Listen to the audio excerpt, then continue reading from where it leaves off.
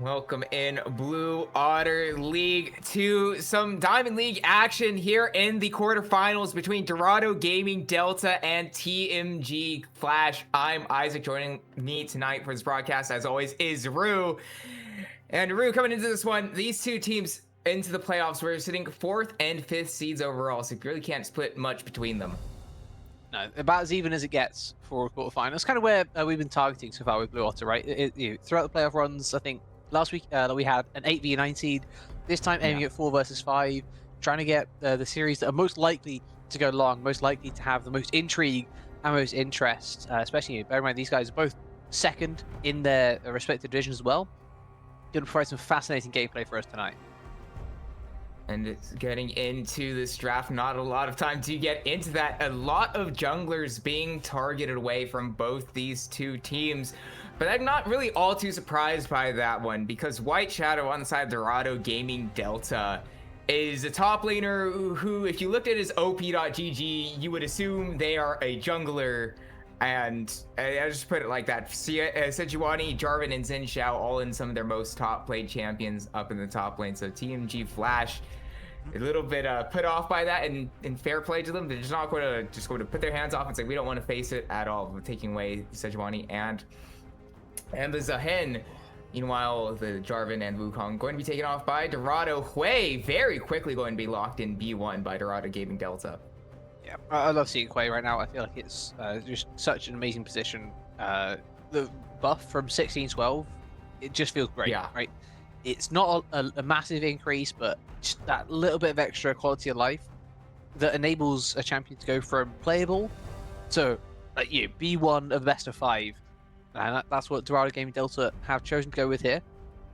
Does still mean you have an immobile carry playing through what is most likely mid lane. Technically can be flex bot, unlikely. Means that Flash can pick around it somewhat. It's not one of those champions that is easily countered, but it's also it's got some picks that will clearly do a little bit better, that should get an edge. And playing alongside Pantheon as well is going to hopefully allow TMG's mid to get that type of an edge going in their direction. Yeah, Shield Vault definitely allows a lot of easy ganks with the targeted stun. Definitely force out an early flash from the Hui. Definitely make him a lot more vulnerable to be reganked. And Jin as well later on, as he starts throwing up towards the mid lane, also can prove troublesome with the Deadly Flourish, extending the lockdown from the Pantheon. Yeah, I mean, that might even make the Pantheon head a little bit more down towards bot lane because you can stack it up so easily. In theory, the Pantheon could also be flexed. If you want to just take a Pantheon Jin lane, do have questions on your all-in damage, maybe not being quite enough. But I really like this response from Dorado. Wherever this Pantheon is going, you take the Mundo, and if you end up playing against him in top, probably not great. If you're in the jungle, you can ignore a lot of the early game, and you will just kind of exist, especially into the Jin as well.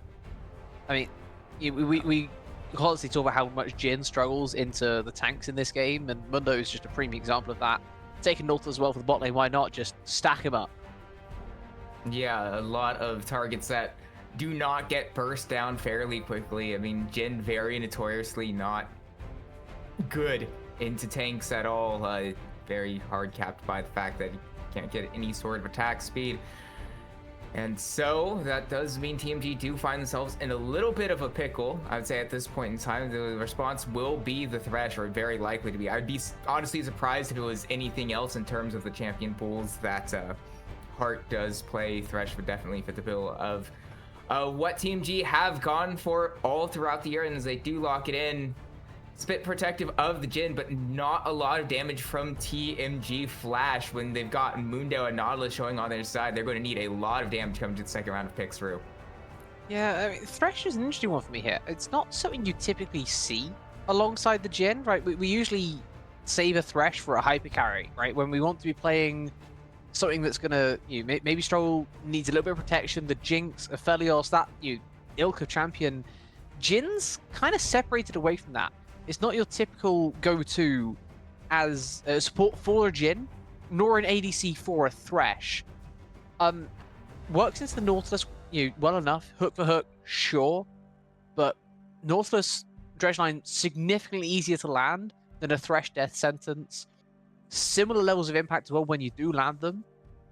The only real difference is, of course, the fact that Thresh can flay away that Nautilus engage. But I feel like if you wanted to go for like a anti-engage type of champion in the bot lane, there were plenty more where that came from. Thresh wasn't really at the top of my radar, even though there is clearly champion comfort for Heart.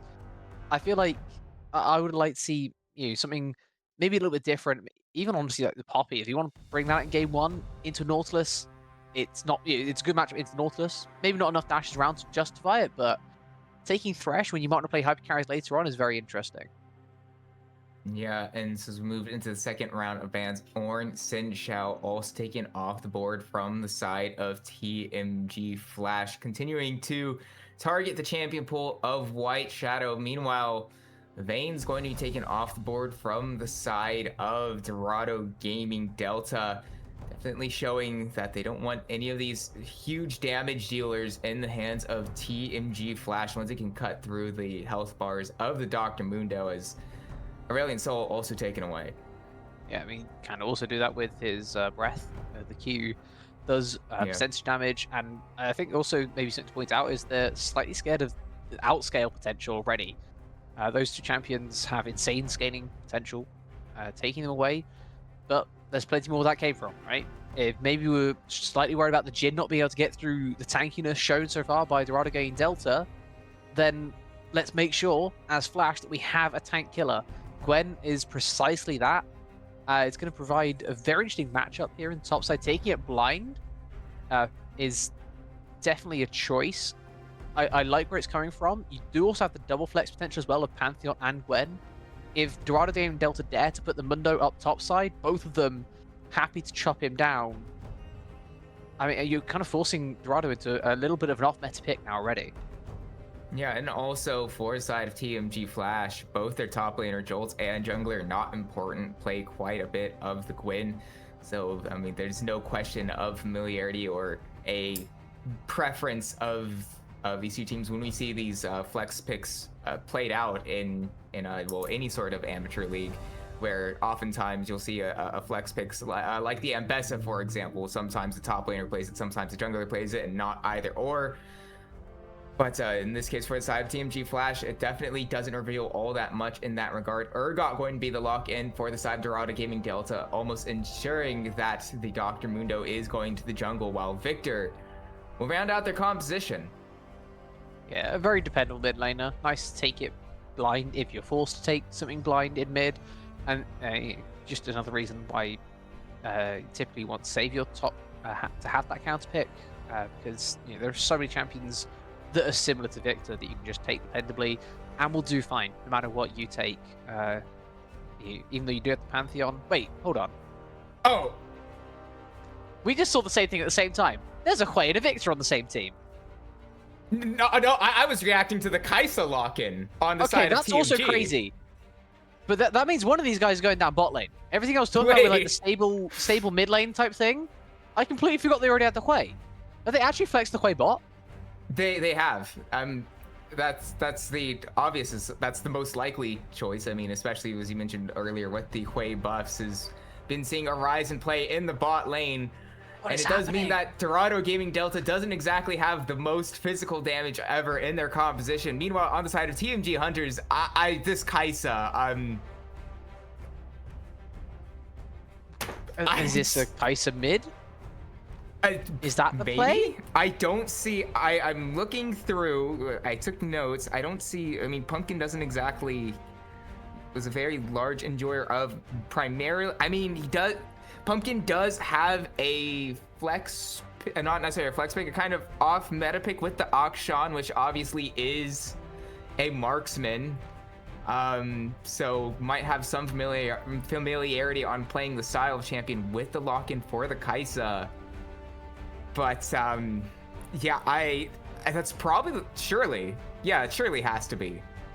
I mean, it feels like that is the way around that you'd go, but I mean, Kaisa into Victor doesn't sound great. No, the range disparity is huge. Kaisa in general, it's not a lot, right? So Kaisa has been seeing like maybe like a small uptick.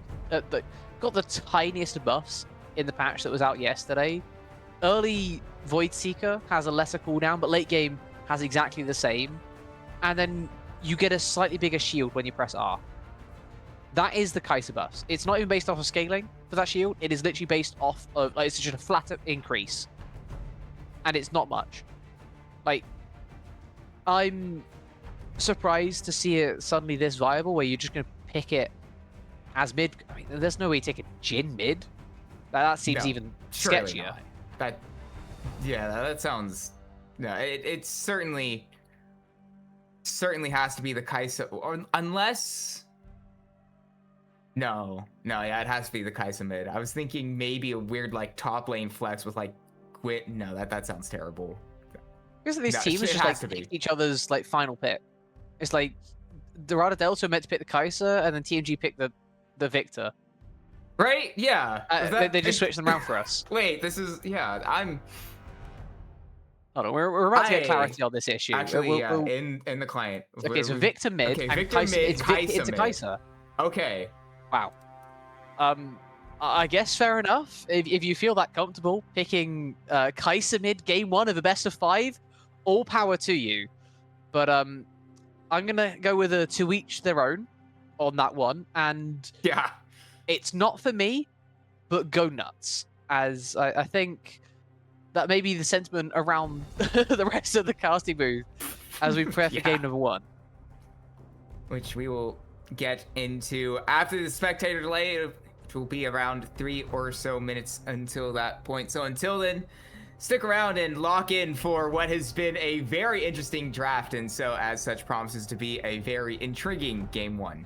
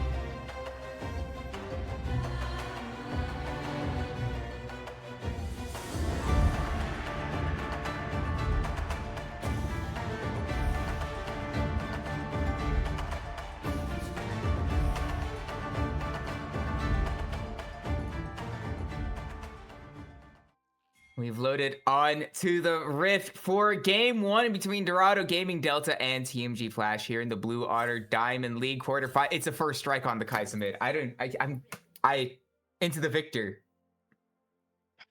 He's just gonna land every single W and prove us all wrong with its 20-second cooldown. It's fine. Maybe. It's 20 seconds now instead of 22. That's such a big difference.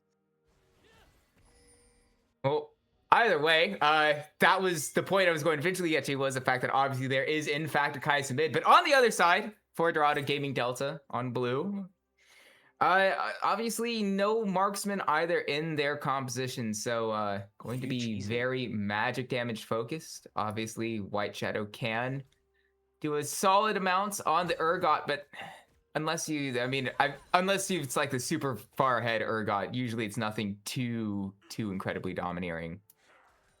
Yeah, I mean, we'll have to worry about maybe the damage splits later on, but I want to worry right now about what's happening in the jungle already. Not important.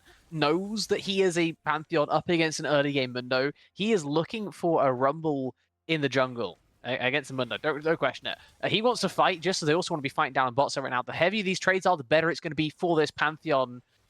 I mean, if he just wants a level 2, he can. If he goes to the level 3, he may be spotted in the ward that is on the Raptors. I'm kind of scared already for Tough and for 17 in this bot lane, because Gods isn't even going to realize that the Pantheon's down here. This is such an amazing cheese angle. It hasn't been spotted at all. They're still level 1 as well, waiting for the minions to finally crash. Might be a little bit too deep to go for the overall play, but it could have been very interesting there. Instead, it's just a clean 2 camp steal there for not important instead. Yeah, and also on the side of Dorado Gaming Delta, they obviously had the defensive ward on their own Raptors, but as you mentioned, didn't quite spot out everything entirely. So God's Glory going to be moving towards the bottom half of the map, picking up his Raptor camps now. Finally going to see that his red buff is nowhere to be found. And so God's Glory, despite being at least last season in Blue Water Diamond League, one of the better junglers, one of the more standout junglers, going to be put really far behind, as you mentioned, into the Pantheon. Not going to have a pleasant time of things. Luckily, though, going to be heading up to the top side of the map, top half river, and will manage to dodge out. Not important, actually. Should be spotted on that ward. Yeah. I think that may even give the vision over that he's been spotted on the ward, as Pumpkin's going to move the red buff around. He's just taking his time. He doesn't want to go for the counter invade. If he finds the Pantheon in a 1v1, then unfortunately it's good night, Dr. Mundo. And as such, he's just letting it go over. Not important, has got a very slow clear of his own. Like, it is, because he's gone on such odd pathing, it kind of gives God's Glory a little bit of a chance to get back in, but with him being spotted going to Raptors a second time, I feel like he's in a lot of danger. He's going to be seen tagged now by the plasma of Humping, going to flash away immediately, not going to take any chances in the mid lane. God's Glory gone from bad to worse. Luckily, did see where not important was, so it will give him a chance to double scuttle. Yeah, and he also saw how many camps not important had as well. Saw the fact that he had 16 CS, or at least he should have. So he'll know that it's actually not too bad. Bear in mind, not important's camps are only just going through their first rotation still, right? That's the Raptors only just done. The Wolves are off tempo from the rest of his camps. The Gromp isn't yet done. He should have seen that the Pantheon had double buffs, which therefore knows, okay, so he stole my red buff, and he got his own blue buff, and he got 2 other camps somewhere. Honestly, in terms of the second clear, this Mundo is going to be in a solid place, because, bear in mind the other jungler starts on your side of the rift, your second rotation camps are all there right now. He can just go from top to bot, and he's going to probably end up with a little bit of an XP advantage, actually, even if he ends up with a similar amount of camps. I would have perhaps picking up a few extra bit of XP from the mid lane as well in terms of proximity to also help out on that front. Obviously, the Dr. Mundo really loves levels, really loves getting into the late game, but now moving up to the top side of the map. Shield Vault Lance way onto White Shadow. But just going to hold on to the flash, not going to have any sort of trouble on the Urgot, though, getting pushed under his own tower without teleports. Maybe not the best for the Urgot. It doesn't feel great, but this is most Urgot matchups pre-level 9, right? A lot of champions get their spike at level 6. Gwen, one of those that definitely counted among it. The needlework going to do a ton if White Shadow allows it to. So Urgot takes a little bit longer. He needs a full 5 levels, similar to maybe some ASOL players as well. If you're used to getting the maxing out of the Astral Breath, it feels so much better when you get to just hold it down instead of you having to toggle on, toggle off because it can't sustain. It's a similar idea with the Urgot, and as such, he's just kind of got to sit here for a bit. Does get that cannon though. That's the most important part. He can just take the base. He'll get most of the XP from these minions, and it's so difficult for Gore to cancel. Did he cancel it with Needlework? Oh, he's sneaky. Was the needlework used? Yeah, he uses twice. Oh, yeah, there it is. Yeah, we get the confirmation. Final cast of it. Perfect timing Hold on on. the flash forward, the flip over, still under tower, taking tower aggro. Goomba goes down with a good aggressive flash from White Shadow, and hold on, Flat Heart going to be hit out by Dredgeon, going to be forced to flash over the wall and not quite killed just yet. Snare finds its way onto Lean. No more follow-up from Dorado Gaming Delta. No flash, no heal on Heart as well. Very big opening for Dorado Gaming Delta. Yeah, well, that was meant to be a pretty simple play, but the flash flip back from White Shadow just catches Gore. He cancelled the base. That was all he needed to do. Now He was actually in a bit of danger. Pumpkin going to flash forward from not important, but a good gravity well going to get Humor away with the stun. And TMG not even going to find a play in the mid lane. I mean, they still get the flash, which is nice. Now Pumpkin has slash advantage in that matchup. That Pantheon Q damage was insane, but it's still not quite enough to finish off the victor. And yeah, as you say, Humor, he does have to take a really bad base as well alongside it. Like this is an overall good play for Pumpkin. But it could have been a lot better. If you end up getting that kill, it definitely feels nicer. As God's Glory is now going to be tested on this Red Buff respawn. Going to be found level 5 only on the Dr. Mundo still early on, where it's very much Pantheon favor. Death Sentence going to find its way onto Tough Daddy. But we scroll over back to the jungle fight. God's Glory not going to have any chance to find help from the rest of his team, completely zoned out. And the Void Seeker from 5 screens away will claim it over to Pumpkin. Nice snipe from downtown. Nice way to tie up that kill score, and bear in mind what's happening in the rest of the lanes just in terms of CS. It's now actually a 1,000 gold advantage, even though the kills have only just been tied up. If we ignore what happened in the top side, TMG Flash will be looking at such an insane early game right now. The Kaiser's actually just kind of winning out into the victor so far. The trading hasn't gone great for Pumpkin, but they still have Flash advantage, as that's what you get for basing on a ward. Unlucky, mate. They got a huge advantage through jungle now. Not important. Just walked into the red buff respawn. God's Glory contests it. Loses smite fight. 1,000 smite versus 600. Typically will go that way. And then bot lane's also a couple of waves worth of CS, right? Early game mage into early game ADC. And somehow the early game ADC is winning out. I'm pleasantly surprised in TMG's favor that is too far. God's Glory arriving in the mid lane. Just going to hold on to the flash and accept the fate of the Kai'Sa. God's Glory. Going to do it. I will accept my payment from Dorado Delta anytime today. They are welcome. So Dorado Gaming Delta, right on cue, get their way back closer into this game. And it's also important that Humor is one to pick up the kill. Not only is it the Dark Seal stacks, the Victor very much loves getting these early kills to get the evolves as quickly as possible.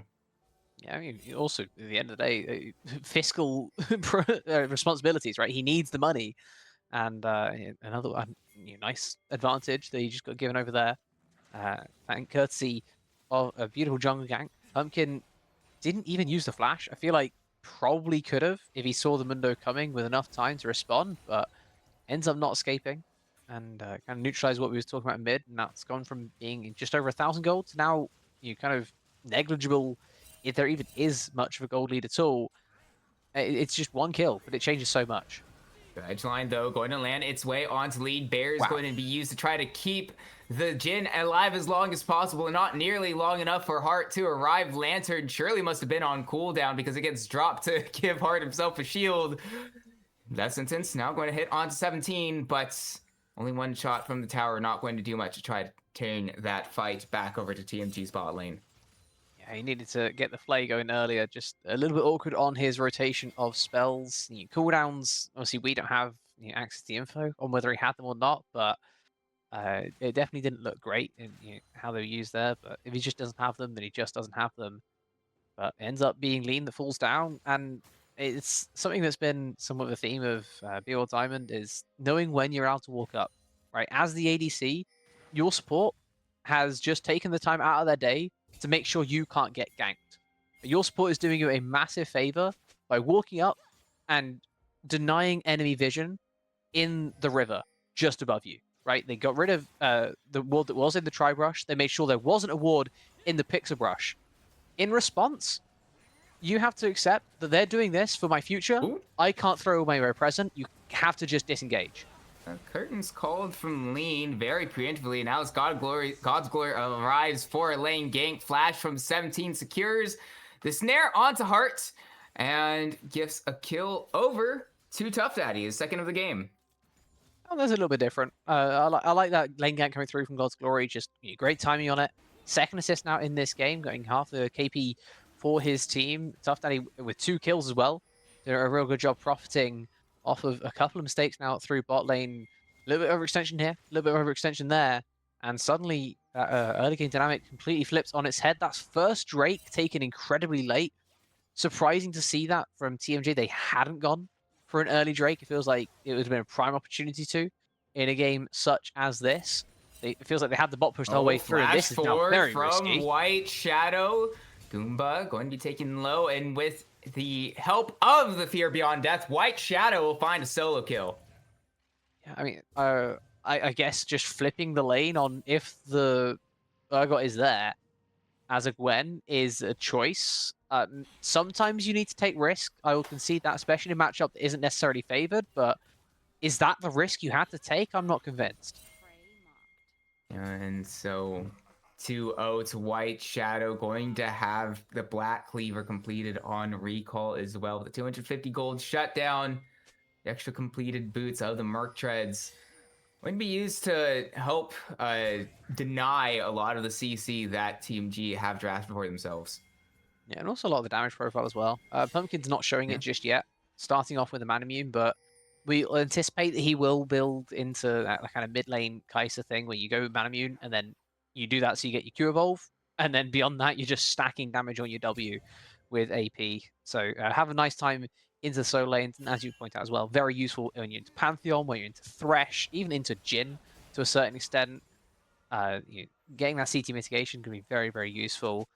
And I feel like White Shadow's put himself in a really nice position now in this game, capitalizing on the early mistake from the Gwen, catching him out under the turret. That final needlework probably shouldn't have even been thrown at White Shadow. Should have been used to clear the wave, but he ends up tagging him on the turret. White Shadow does a really good job of pouncing and finds a second kill on his flash timer. Goomba falls down again. And he's got himself now a nice little advantage as we head back down to bot. Though, going to try to find another lane gank snare, going to drop its way onto Heart. Humor also arriving. Killer Instinct going to drop as the Grand Starfall comes through to get the rest of TMG in the area, but Pumpkin going to be completely removed as God's Glory presses further onto Heart, and with the final auto attack claims 2 over to the side of Dorado Gaming. Lean going to have to flash away from God's Glory, but Mundo goes wherever he pleases. The heal is going to keep Not Important alive long enough. Now the curtains called. Third shot going to hit God's Glory. Fourth going to go just wide of Tough Daddy and God's Glory, so it cannot quite be traded back to the side of Team G Flash.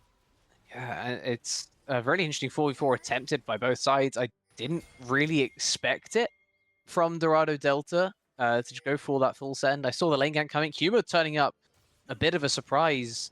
Matching the roam of Pumpkin, not important, comes in with his Grand Starfall, but it ends up being TMG that are on the worst side of it. It's just that that typical, everyone has one item, let's see what happens in a fight. They don't have a Drake to fight around. The Rift Herald, not there yet. The Grubs are still technically available.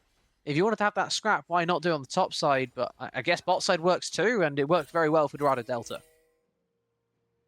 They find themselves up 7-2 now. Grubs also on the cards for Dorado Gaming. Delta going to give themselves that slight extra push potential. Especially nice when you've got the likes of White Shadow in the game, sitting 2-0 on the Urgot, going to be a menace in the side lanes. Absolutely. If there's an early objective that the Urgot actually likes, it is these Grubs, right? Yeah, a lot of top laners find them a lot more appealing than the early Drakes. That's why they're positioned up there, right? They know what they're doing. from time to time. So you get top laners involved. This time, not even needed to get his objective. Surprised to see that Dorado didn't stick around a little bit more in the vicinity, bearing in mind how soon after they were just there, the Rift Herald is going to be spawning. They were there at kind of 14:40. The Rift Herald spawns at 15 minutes. They kind of could have stuck around there with the Drake spawning a little bit after 16 if they wanted to go for the Rift Herald and get maybe even more of an advantage, start to break open a turret or two, get that extra gold in your pocket as well. Because while you still have the kill advantage, the gold advantage really isn't there right now. I would like to see him stick around a little bit more, try and get another objective down, try and get the snowball going a little bit more in your favor, because it could stagnate if you're not careful. TMG have done a really good job of CSing and getting plates where possible too. Which has kept the gold difference relatively even despite the very distinct advantage that Dorado Gaming has played out in these early fights. Rift Herald obviously would have been nice to open up the map a little bit more, especially with only 3. Hold on. Needlework would be used in the top lane. Shield Vault gets a stun onto White Shadow. Is quickly getting bursted down in the top lane. Shutdown will go over to not important, though. I think as a side of TMG, you would much prefer it to get in its hand onto Goomba. Yeah, with shutdown of that proportions, absolutely. I'm surprised that there was a shutdown of said proportions to be had. Bear in mind, we were just talking about how even the game state was. 1 Drake apparently means that we get full bounties. Obviously, White Shadow did have 2 kills to 0 in that lane, but that's 650 gold. The not important just got handed.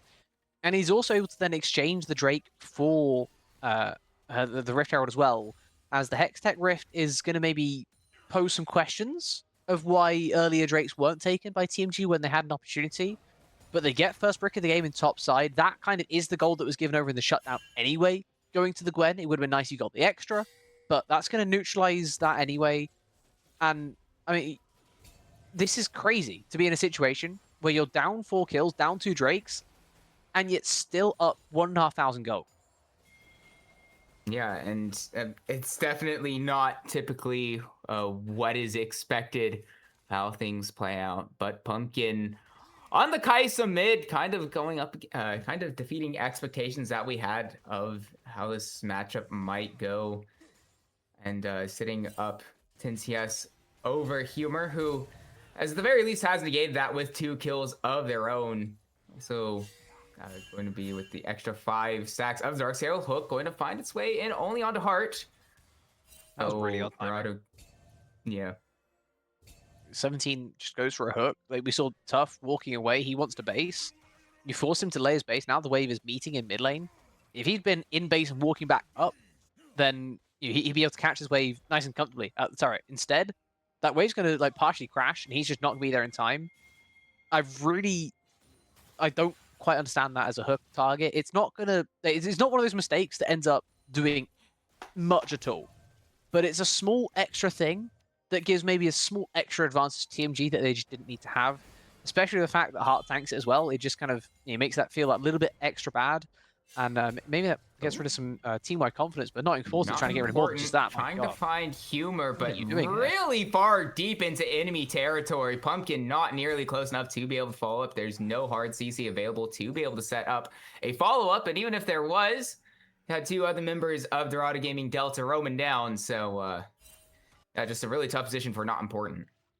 Yeah, I have to ask what the plan was there. I mean, there's certain things you can excuse, but at this phase of the game, walking into enemy jungle, even if they do or don't have vision, you don't know. You have a Rift Herald. You can't sweep very well. You can put down some control wards, but just gets spotted and collapsed upon because you're in the wrong side of town. As Pumpkin's going to go for a play, but that's just going to get the flash. Yeah, at the very least, flash, very big cooldown, no longer in the hands of Humor. Pumpkin nailing these Void Seekers, doing exactly what the AP Kaisa build is expected to do, and not quite at the evolve just yet. What? Grand Starfall from Not Important. Going what to are you doing? really late. Stun comes up under the tower, and so Not Important, wrong side of the map. Going out to Flashway, Lantern going to get the jungler of TMG flash out, but Rue, your reaction is certainly appropriate for what has just transpired on our screens. Is that a rage play after like, just dying in enemy jungle? Screw this, I'm ulting enemy tier 1? What is the plan? The Pantheon have been going so well throughout this game. One random death, and I mean, it hasn't cost him all too much, but it's cost his team about half their gold lead. There wasn't much of a lead to begin with. This game has been incredibly tight, despite what the kill score and the Drakes will tell you. Plays like this destroy your tempo, destroy your team's ability to do what they need to do in the moment, and there's no real reason for it. That was just a way too optimistic at best ultimate, and now it's on cooldown. There's so much less threat. Right now, Dorado Gaming Delta feel like they can walk up in the side lane. Humor, even without flash, can walk up in the side lane. As long as they have a little bit of vision, like they have the Pixel Brush Water, that is enough. If he doesn't, he is having to stay under his turret the whole time because Pumpkin has kill threat with the Grand Starfall. Instead, Humor is able to walk up in the side lane. He's able to get more than he would otherwise. It's things like that that TMG are giving over. They don't need to. It's especially important since the next Drake is spawning in 15 seconds. Not important. We'll not have flash for the start of that spawn. Won't have Grand Starfall either for probably another 20 or so seconds until after it comes up. But obviously the main point of the Grand Starfall is to be able to use it at the start, and not important. Getting spotted out now does mean that Dorado, ooh, yeah, Goomba going to be coming in. Curtains will be called. Goomba gets as far out as far as possible. 17 going to be a bit too far forward. Finally goes down into the hands of Pumpkin. And continue to poke and prod. Heart taken very low by the ult of the Victor. So, though, still a 5v4 in favor of TMG, but without their support and the extra positioning advantage inside Dorado, they move on to the Drake. Not important, trying to press forward. Does have access to the Grand Starfall to be able to ride into the pits. Try to find steal. Will use it now. Smite not quite in time to mention Grand Starfall. Way too late. Humor will open the kills over to the side of Dorado Gaming. The flash with the Fear Beyond Death to get said Fear on to lean and get a double kill over to Humor. Very aggressive plays from Dorado Gaming despite having the pickoff go against them early on at the Drake. They turn it around, pick up a few of their own, and get the Drake put themselves on sole point. That's just one of those situations where it looks like a 4v5 that you're willingly taking, but in reality, it's kind of a little bit better than that. Pumpkin might be in trouble. Humor pressing forward. God's Glory going to actually not secure the kill. Humor the one to claim it. Heart staying around to try to save their ADC. Not nearly enough, and the 3-for-1 turns into a 5-for-1, and Baron on the table for Dorado Gaming. Staggering those kills means, outside of a Miracle Steal from not important, it will go into the hands of Dorado Gaming Delta. I mean, if you insist, I guess we'll take the Baron, say Dorado Delta. They weren't looking at it first, they were just looking at you clearing out through mid. Not important, has a real tough time getting into the pit as well. They can just kill over the flash top. Either, and getting completely burnt down with the multiple burn items in the inventory of Dorado Gaming Delta's 2 Blackfire Torches and a Leandry's Torment completely shred. Not important, and Goomba just to give another handful of kills over Dorado Gaming Delta as if they, they needed it. They needed the charity. Did you watch the LCK during Split 1 with their coach comms?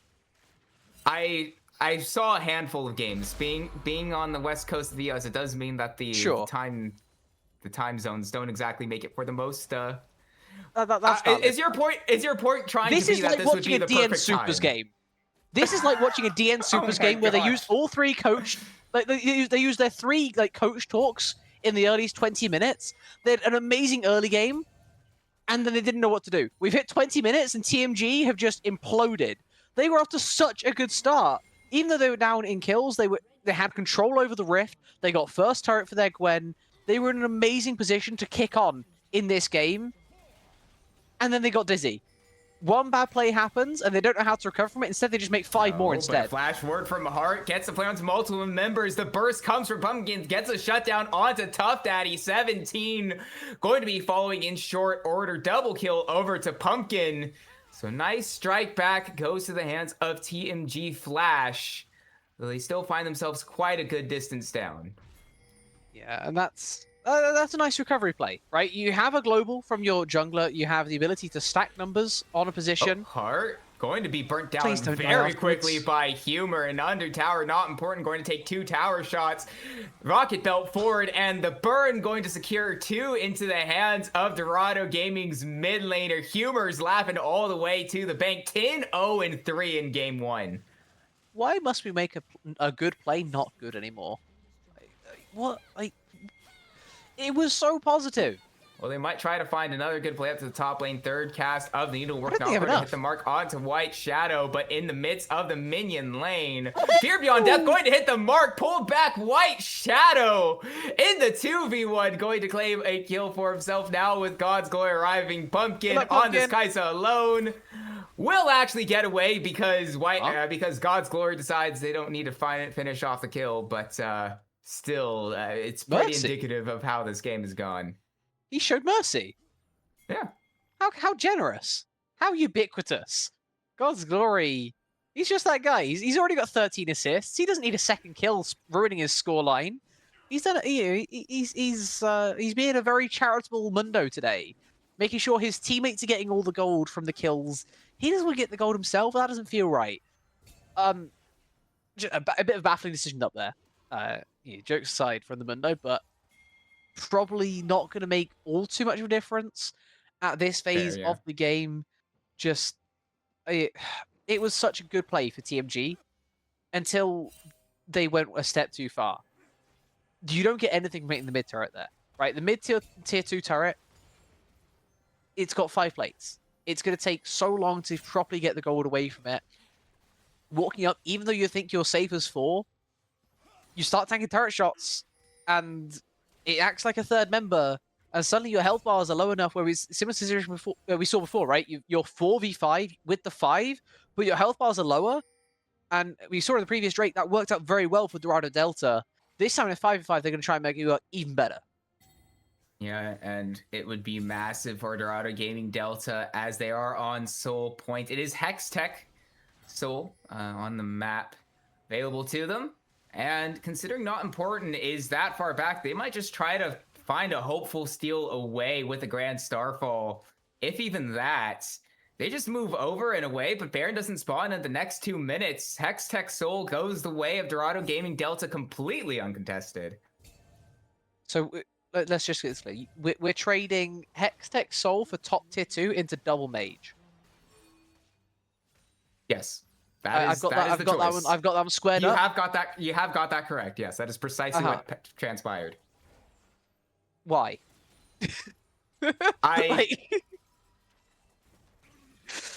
I can't tell you. I'm going to be so honest. I'm glad that you don't know, because I don't know either. And if both of us don't know, then that typically means that maybe we're on the right lines of that one. Again, the gold lead is not that bad. Okay, sure, objective balance are up. That's because you just gave them soul. It's Hextech Soul. You're down like 3k gold. Bear in mind the skill. Bear in mind the kill count. Bear in mind like the turrets that you've been taking against you are actually even with the amount of turrets you got yourselves. The CS advantage you got still in most places, though. Now top lane has slightly changed its tune with White Shadow just consistently getting value in the side lane. Like, you got to have a go at some point. Unless you feel like an Elder Flip is your best chance of winning this game come 34 minutes, you got to have a go at some point. Sure, by that point, maybe Lean has 4 items, right? If he has 4 items of Jin, is that enough to win the fight? Are you going to take the fight then? We have to go at some point, no? Yeah, it was definitely odd. I considering that not important was sitting in that bush that you see on the bottom right-hand side. I don't actually know the official name of that jungle bush. Is there an official name for that jungle bush? I don't think there has been given one. I can't think. Either way, he was sitting. No, Banana Brush further down. Yeah, Pops are inquired. No, Banana Brush is that's one. Banana Brush. Yes, that's Banana Brush. So, I don't know what that one is. But either way, considering that not important was sitting there for for at least 10 seconds. So the assumption that I had was that he was going to try to jump in with the Grand Starfall. Obviously, Pantheon really good at stealing objectives. The Q Smite. Q Smite is disgusting. So that was the impression I was under. that was 2 minutes ago. Baron's up and available. Curtains will be called. God's Glory, the one going to be targeted by the curtain call. Actually, Hook going to drop now down onto 17. Not important, the one to claim the kill. Pick goes to the hands of TMG, but here comes the rest of Dorado Gaming Delta. God's Glory is big. All hail God's Glory. The BMG on dead from 5 screens away. White Shadow from the shadows going to be able to pick up the second. Third now going into the hands of Humor. Well, I mean, so fair play to important. TMG. That's so Humor sad. on the flank. Will spot out Lean, stepping up too far. Humor is legendary. 13-0-3. Just going to, it's absolutely hilarious from Humor. If he is not laughing behind the screen, he's doing his username wrong, because it's devastating for TMG Flash. It absolutely is, but even more devastating is during that fight, I saw Pumpkin just stand still 5 seconds and then die. I was going to ask if he DC'd. He actually just did. He just disconnected entirely. He's disconnected again, finally reconnecting a second time. Like, didn't even call a pause during that whole time. Yeah. They just kind of tanked that one. I mean, obviously, we don't have the capability to chrono break, so there was no way to be able to restart that fight with Pumpkin actually being able to play it. But just imagine, right? Take yourself there in your head. If he'd been able to be there, he is the strongest member on his team, very close to a Rabadon Spike. If he was there for that fight, bear in mind how it started, that could be looking so incredibly different. Instead, it just ends up as another lost fight, though maybe less the TMG's fault this time than it had been before.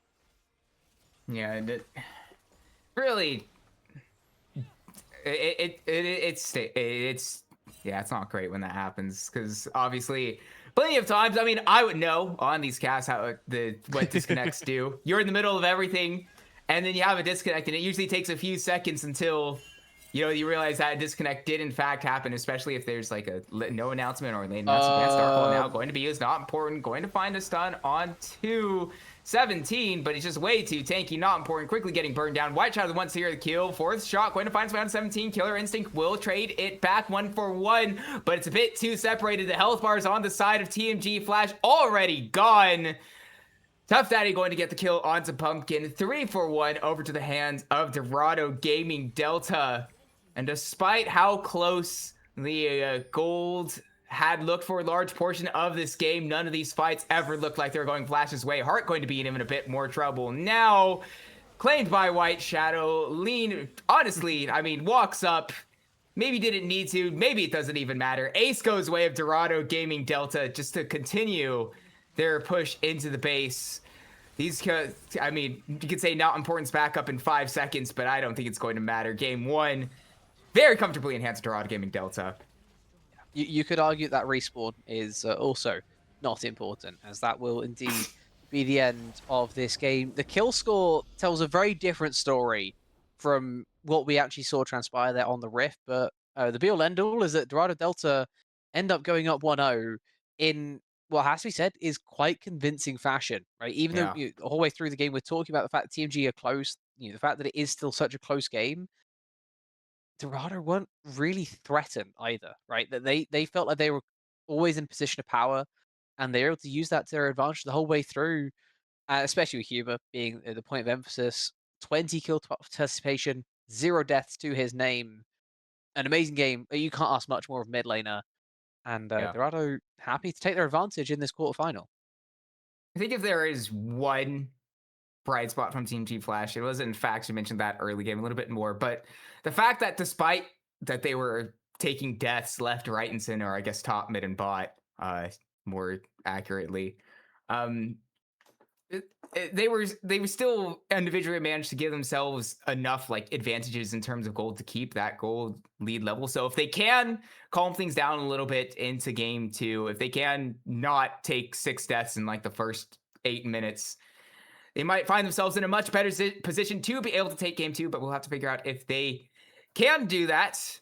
But that'll be in a short order, because when we come back from this break, it will be the draft of game 2 here in the Blue Otter Diamond League quarterfinals. We'll see you in a little bit.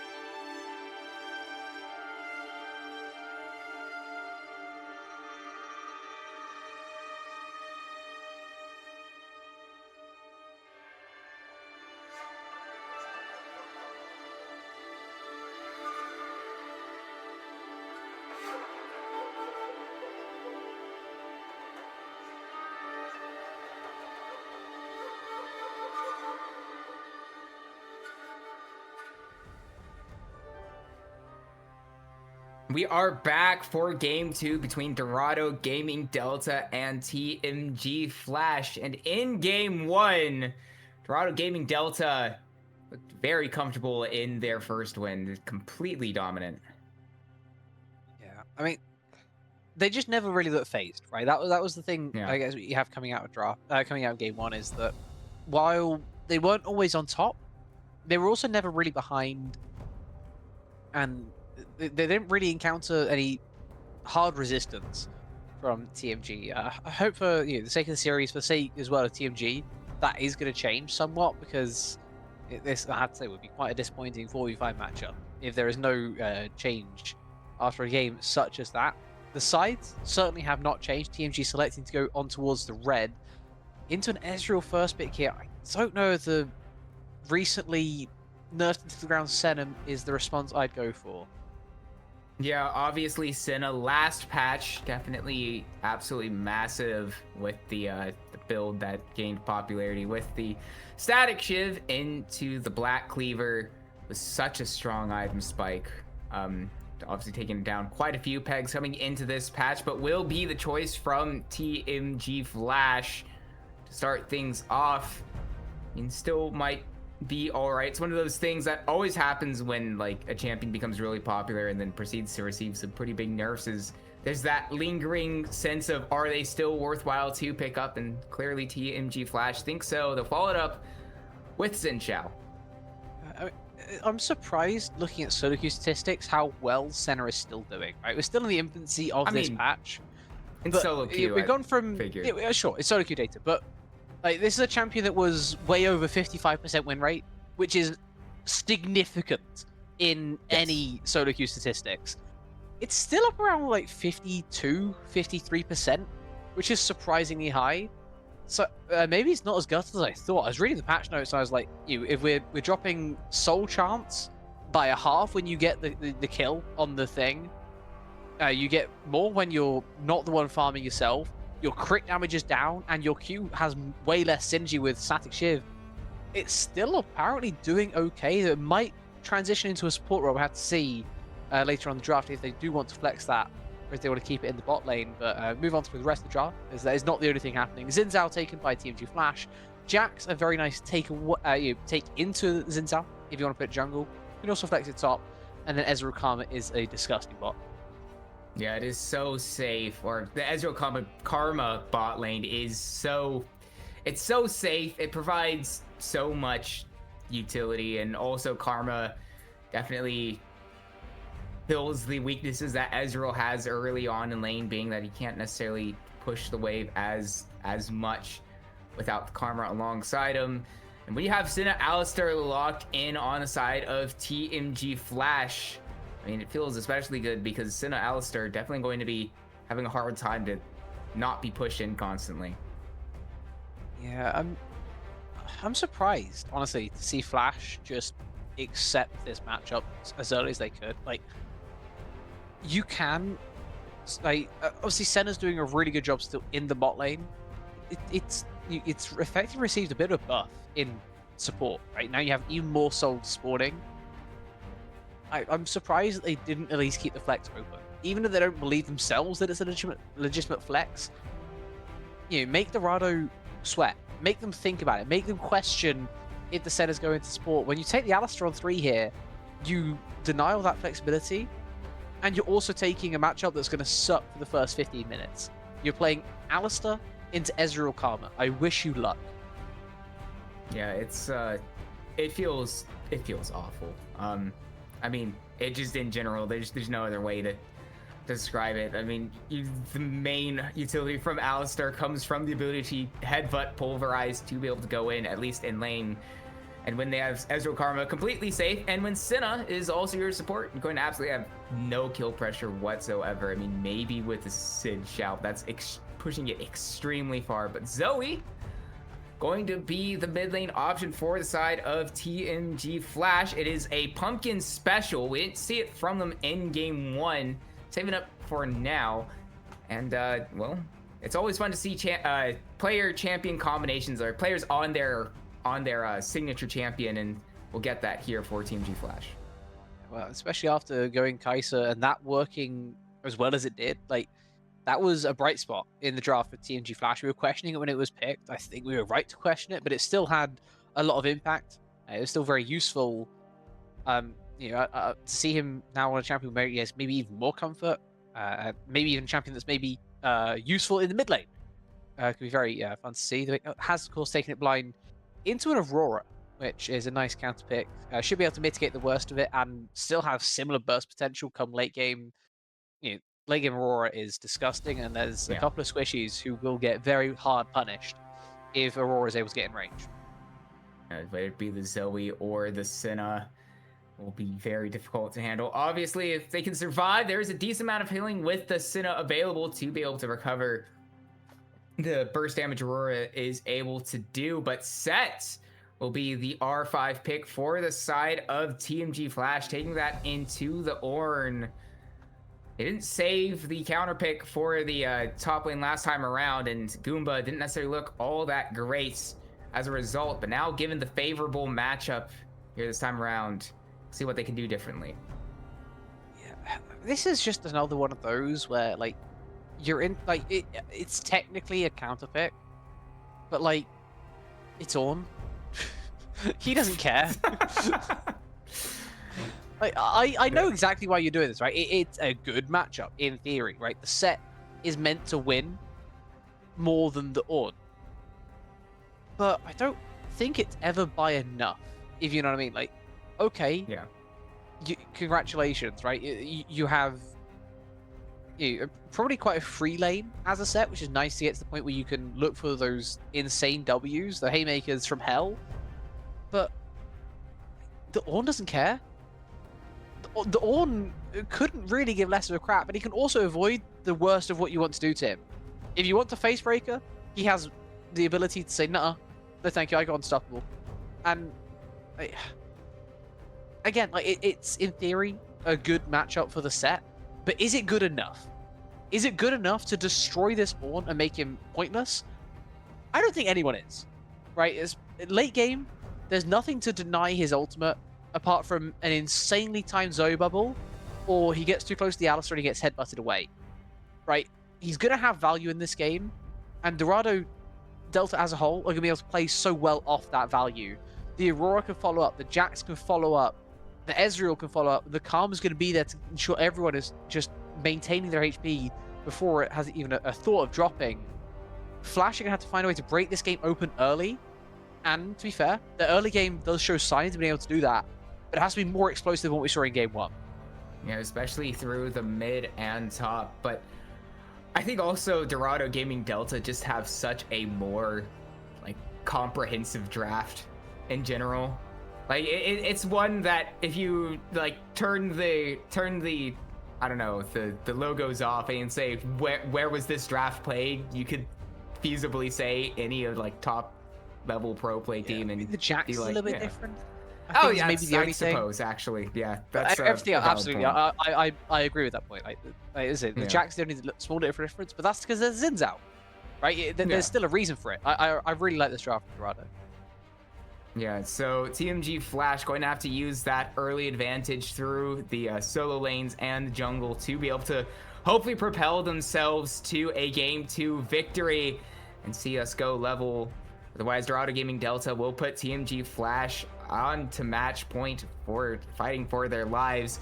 Either way, we'll figure out how that plays out after the spectator delay, so we will see you in just a few minutes.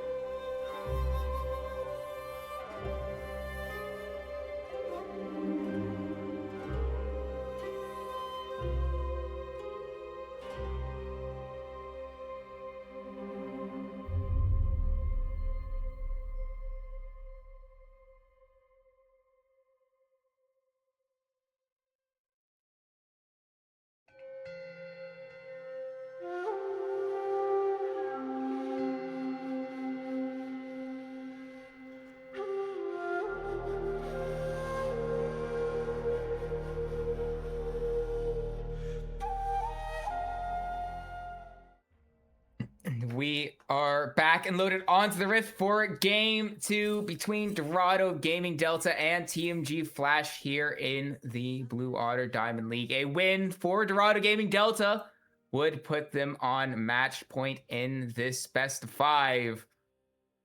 Now they're probably going to be looking for the likes of Humor and God's Glory once again here in this game 2, especially God's Glory opting for the Jax counter pick into the Xin Xiao in the jungle. Yeah, we were discussing this a little bit in between the draft and the game. I feel like that's kind of the only potential weakness in Dorado Delta's draft.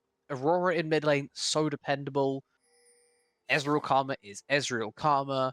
Ornn is Ornn. Like, the only real potential for something to go wrong is if the Jax falls behind. Jax jungle falling behind is a massive issue. Mid laners trading down to 100 HP in the early game for some reason is also potentially an issue. I saw both Ignites got exchanged. I didn't realize they were going to go that crazy in the trade. I mean, now there's definitely potential to get the Jax rolling early if he turns up towards mid. But back to the previous point, like, he is the only unstable factor. And that's not something you typically say of game 2 junglers. Like, later on in the draft, later on as the series goes deeper, sure, you have to go deeper into the pool. There aren't enough bruisers to maybe pick safely. But Jax in game 2 feels quite early for a champion that can be somewhat unstable. I'm surprised to see it in this situation, but it makes sense into the Xin Zhao at the very least. Yeah, and also God's Glory, just historically, is typically the focus of a lot of teams taking over their games. Even last year, or last season of Blue Water Diamond League. Before we get to that, God's Glory, speaking of, going to arrive to the mid lane with these low health bars. Sleep Trouble Bubble going to find its way onto the Jax.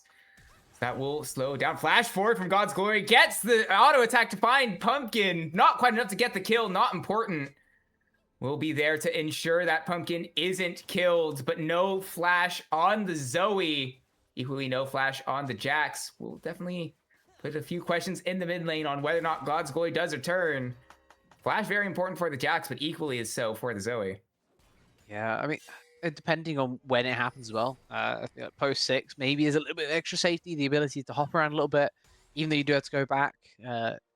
Could maybe give some wiggle room for Pumpkin, but the real end result of that is just a base from Pumpkin, right? Able to escape on the Slither, just has to take a base. He was going to have to take a base anyway. Doesn't cost him all too much. He's going to get tier 1 boots. Humor, stick around a little bit longer, gets himself an Amp Tome instead. That could have an impact as this lane progresses, but much more likely to have the impact is, of course, that flash advantage that you're pointing out. While God's Glory doesn't have flash, he doesn't care. He's a jungler. Humor having flash advantage matters a lot more. Pumpkin getting trades like that can also mitigate it and mean that Humor has less kill threat.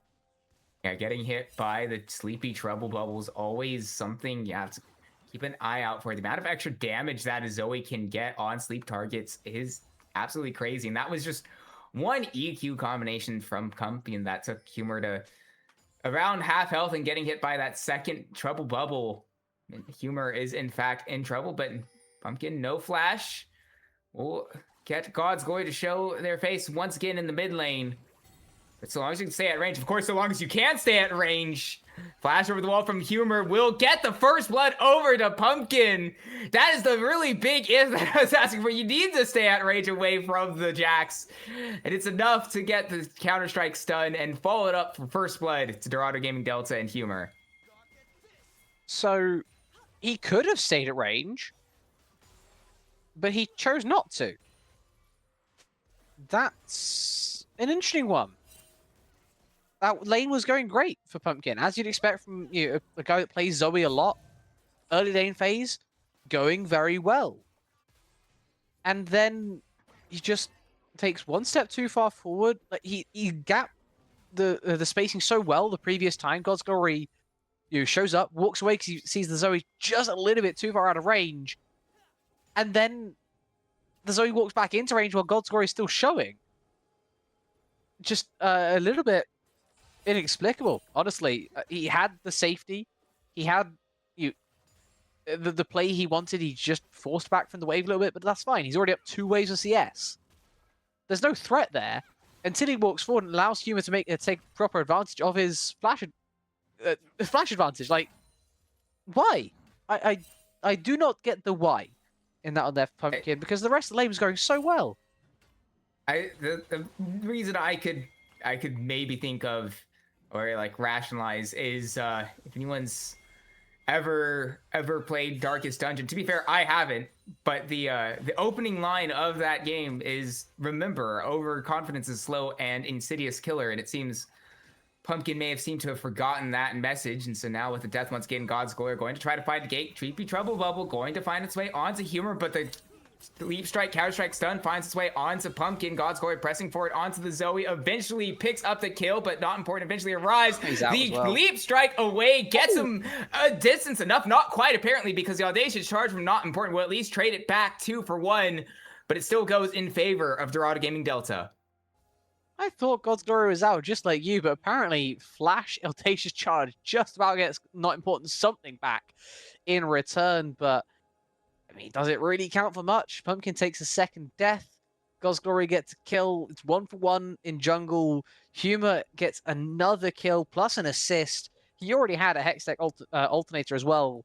This guy is going to have so much gold to spend on this next base. Should be able to get probably a plate down in mid as well. As, you know, overall, because of the lack of CS and the fact that Pumpkin already got that plate, it doesn't look too bad yet in terms of total gold gained by Humor, but it's going to get a little bit worse after he presses B. And unfortunately, we are in a second pause, though, as Pumpkin appears to have DC'd. Yeah, and you say all those things about the gold being relatively even between Humor and Pumpkin, but I mean, did we not say the same thing in game one? Is what I'm going to get around to, because like it's the exact same situation where the gold was relatively even despite the fights went the way of Dorado Gaming Delta, and you know, despite all that, TMG Flash never truly found a like a hold in there into the game, and maybe like a handful of odd fights here and there, but nothing more than that. Yeah, this one might be a touch different in some regards. It feels like game one, I mean, they had Gwen, they had Kai'Sa, so saying they were going to get outscaled maybe a touch too far, but I have such little faith in Jin that I'm going to say it anyway. They were probably going to get outscaled by 6-item Hui, Giga-fed Victor, and 3 tanks. Like that's probably enough to outscale any comp that has a Jin, even if you do have insane things around it. This time, there's a center in the game. I'm not sure I'd quite lean as far as that, because it is difficult to say that you're ever going to outscale when the enemy team has a center, but I mean, there's a comp you could probably say it about. Ornn, Jax, Aurora, that top side, when it gets going like this, it's not going to get easier for TMG. And that's maybe a worrying sign. We talked in draft, they're going to have to blow this game open. We're talking about them being, in a positive sense, if they want to win this, having top lane be effectively even, White Shadow just down about a way's worth of CS, but making up for it by being able to purchase items early without basing. Fun champion. Jungle now slightly ahead, mid lane slightly ahead, bot lane relatively even. I'm already a little bit scared for TMG. They find themselves 700 gold down at 16 minutes. You obviously earlier saw that the Pumpkin was able to come back. Hold on. Ornhorn called. Flash away from Goomba. White Shadow not quite going to get the second cast of it on target, but it won't matter. With perfect time for the pause. Oh, it's the Valve Cinder. Apparently not quite going to be enough damage to kill Goomba, but the auto attack is an absolutely devastating time. He knew. That was a perfect pause. Like, there were so many new templates you put over the top of that. You're probably wondering how I ended up in this situation. Like, yeah. Ends up with 50 HP, not even. One auto attack from White Shadow, enough to finish off the play. Is that's a flash out away from True Shot Barrage. Tough. Did a real good job forcing out another summoner down to the bot side. But looks for the first time this game. I mean, just absolute cinema in the top side. White Shadow doesn't even have to land the ultimate, flashed away, and it's still not enough for Goomba to escape. And this is why I don't care about playing a set into an Ornn. No, and Hello, Pumpkin. Pumpkin not quite going to hit the sleepy trouble bubble either. And even through all that, Goomba flashed away. White Shadow didn't even need to flash there to secure the kill. So now set on no flash after getting solo killed. It's yeah, it's awful for So at this point, we ask TMG. ourselves what the R5 is for. When the other team can pick Ornn, when the other team can pick Sion, what is the point of counter pick top lane? Well, the idea, I feel like maybe it'd be a bit more effective is perhaps because it is a substitute top laner for the side of TMG. Goomba, I'm not as familiar with, but normally on the side of TMG Flash, they do have Jolts as their top laner. Jolts definitely, I feel like if we had him in as the R5 pick, definitely has a knack of being able to take over games and being a carry force out of the top lane, which is not exactly the most meta way of doing things in this current season. Pumpkin, though, going to get the exhaust down onto Humor. Not important, not going to be very important in the decision. Dawning Shadow will keep Pumpkin alive a little bit longer, but going to force the flash out of the Zoe. Humor continuing to be chased down, but now with God's Glory arriving in the mid lane, Lean also showing up a bit late. 17 going to be the target. Headbutt Pulverize landing onto the Karma, but the jump forward from God's Glory not quite going to land the mark onto Lean with a good Crescent Guard out of not important. Humor pressing forward, Sleep Strike forward, stun finds its way onto 2, headbutt away under the tower, will at least trade it 1 for 1, but not important, way too low. Humor going to be able to pick up a second, but with Pumpkin now eventually arriving with how long we've been together, Paddlestar going to claim the kill over to Pumpkin, making it a very hectic fight. In the end, I mean, we're going to have a few of these extra flashes going on. Yeah, 2 for 2. Okay. I lost count if I'm being completely honest. It's been so long. I was kind of guessing that.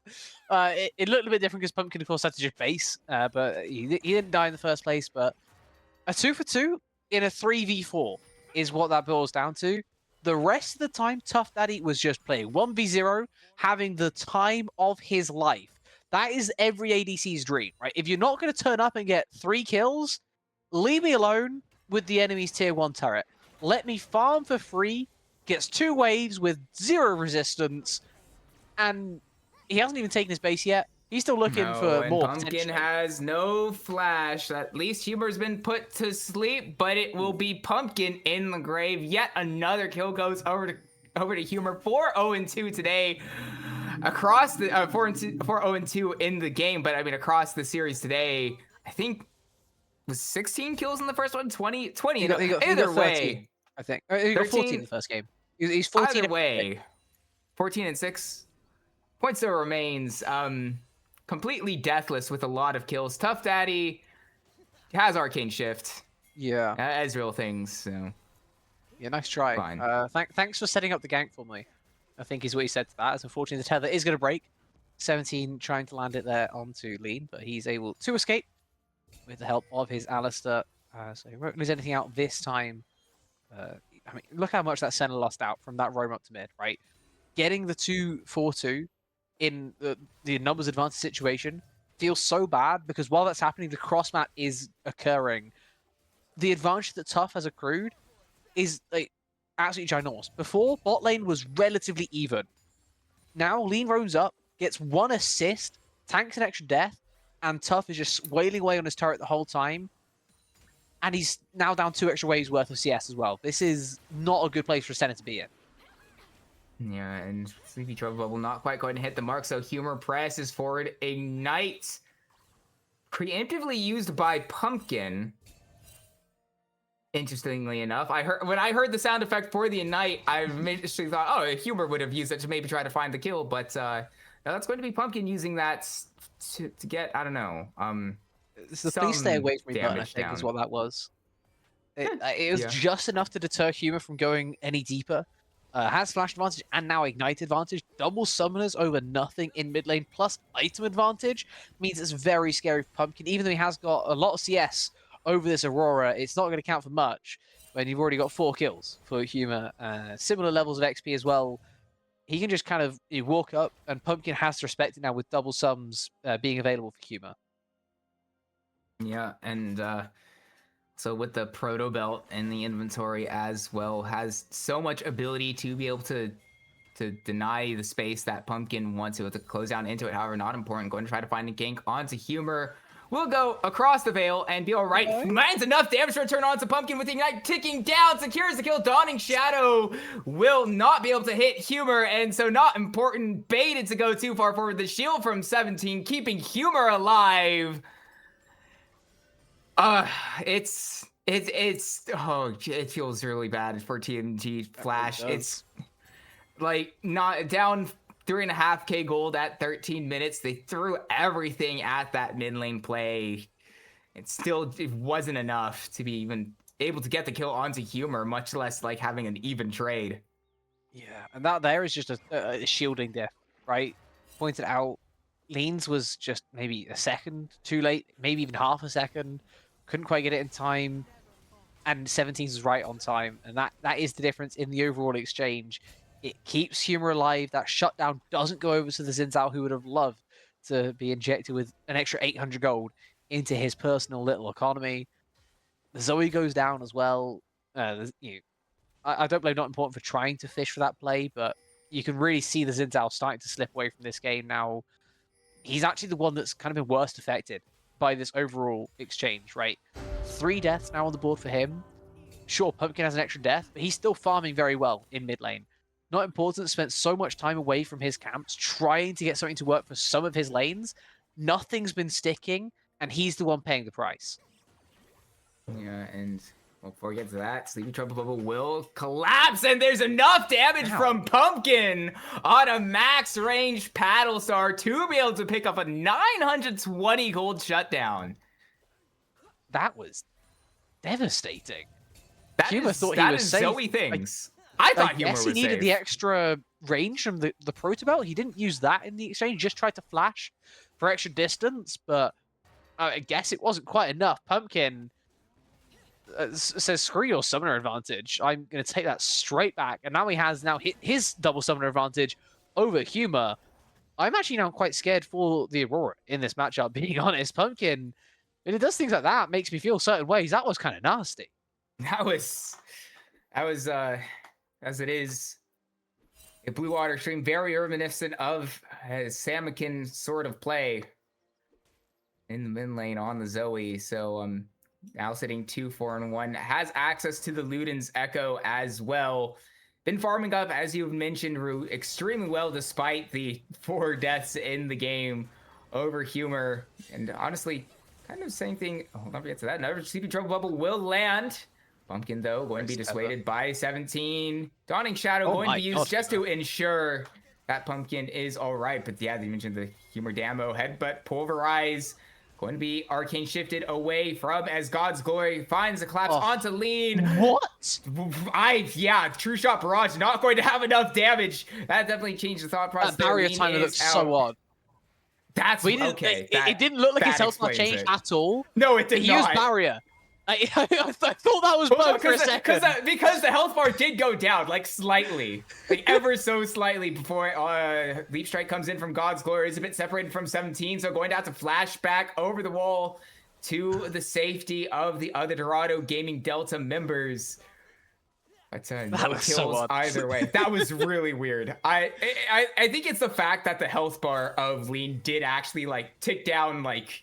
But you didn't even get to see the barrier turn up. It just instantly went. Oh, before he gets that, Pumpkin going to have to flash away from the counter-strike stun. Will create the space that the mid laner of TMG needs. Pumpkin going to pick up their 3rd kill of the game. Audacious Charge goes forward onto 17. Not quite enough to be able to secure the kill. The arrival from Lean and Heart a bit too late. Teleport from White Shadow going to eventually arrive. Going to get sped up by 17. But Pumpkin has already created more than enough space to be able to pick up the pick and get on out of there. Yeah, that's not a good TP. Goomba's just been given a free 1v0, and we talked before about how much different people love having a 1v0 lane. Top laners, also fine with having a 1v0 lane, right? There are some top laners that will happily trade the game for having a 1v0 lane with just some time to split push. He's not going to have to trade all too much. He's going to get the turret now effectively for free. Off the back of that TP, though maybe White Shadow has something else to say. To try to get something else out of this play. Unbreakable will pull up by Heart will make him very tanky. Humor goes really deep, Oh, not no. quite enough to find the kill onto Lean, and so the counter punch from Not Important does come through. Tough Daddy eventually going to get the kill onto Heart, and so despite the very positive look from TMG, the rest of Dorado Gaming eventually collapsed down to make it a 2-0 in favor of the Dogs. Yeah, I mean, a little bit unfortunate there. I respect the just sacrifice from Hart. He wants to get Lean out. He gets Lean out. Absolutely fine. Not important. Deciding that he wants to be part of that sacrifice as well, I'm maybe less sure on. I feel like you had it as just kind of a 1-for-0 play. You get your tier 1 on top lane. That is your cross map. Not important turns up. Lean's already out. And he just says, me too, please. Doesn't have Crescent Guard. Goes full send. And it's yet more punishment that he's going to be taking in the jungle matchup as a result. We looked previously, the CS diff was about 20. It was 100 versus 80.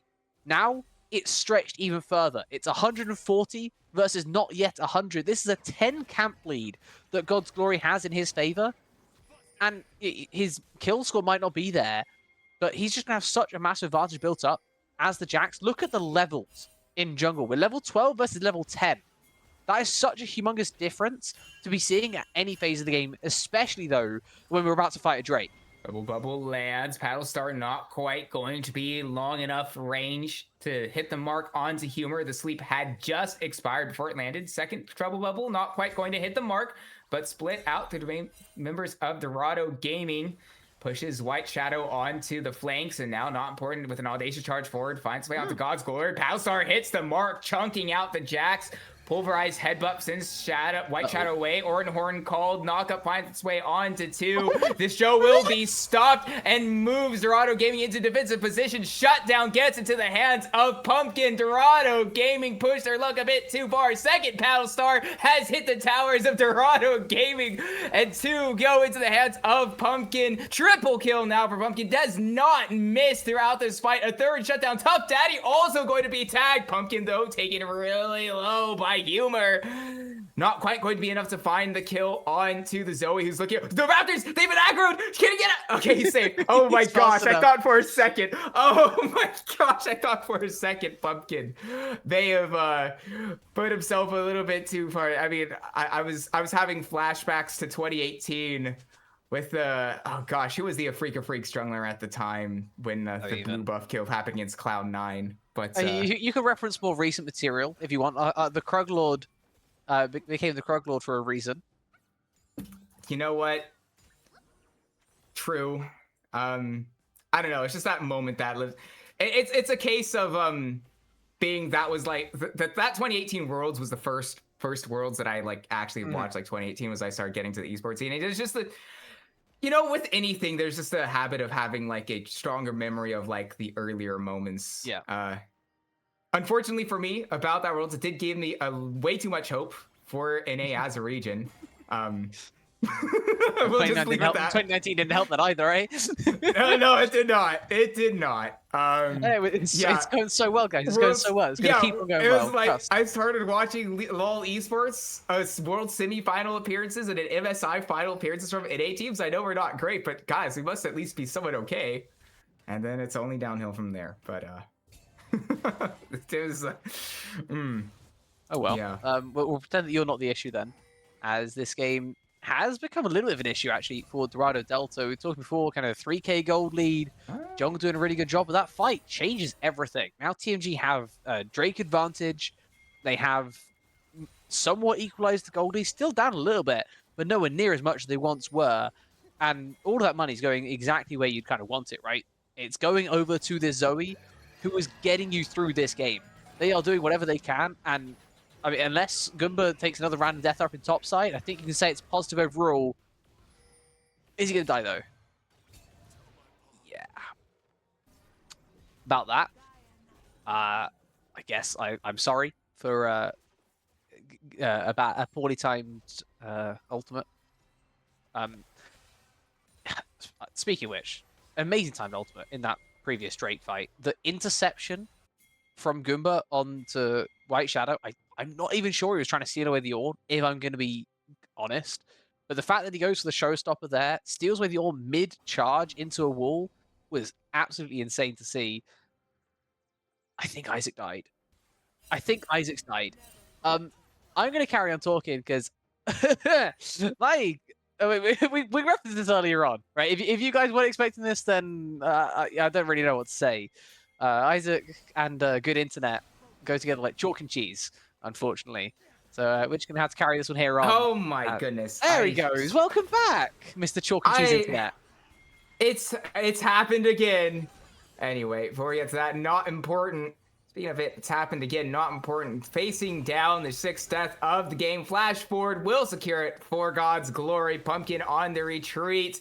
God's Glory will get a leap strike, force a flash away from Pumpkin. True shot barrage, not quite going to hit the mark, and so Heart pressing forward onto Tough Daddy, but a bit too far away from the rest of TMG. Sleepy Trouble Bubble will get the space needed to get Heart on out of there, but once again, Dorado Gaming Delta trading up, not even trading up, getting a kill in their side without losing anything. I mean, they don't lose anything yet. There is a small cross map being attempted right now by Goomba, but he's going to get like 2 plates, maybe a third out of this play. At which point, Huma's going to turn up, delete the wave, and have a good chunk of the set as well. If he wants to extend this play, it might go a little bit too far. I'm not sure you quite have that level of power as 2-item Aurora, even if the set maybe isn't in the strongest place.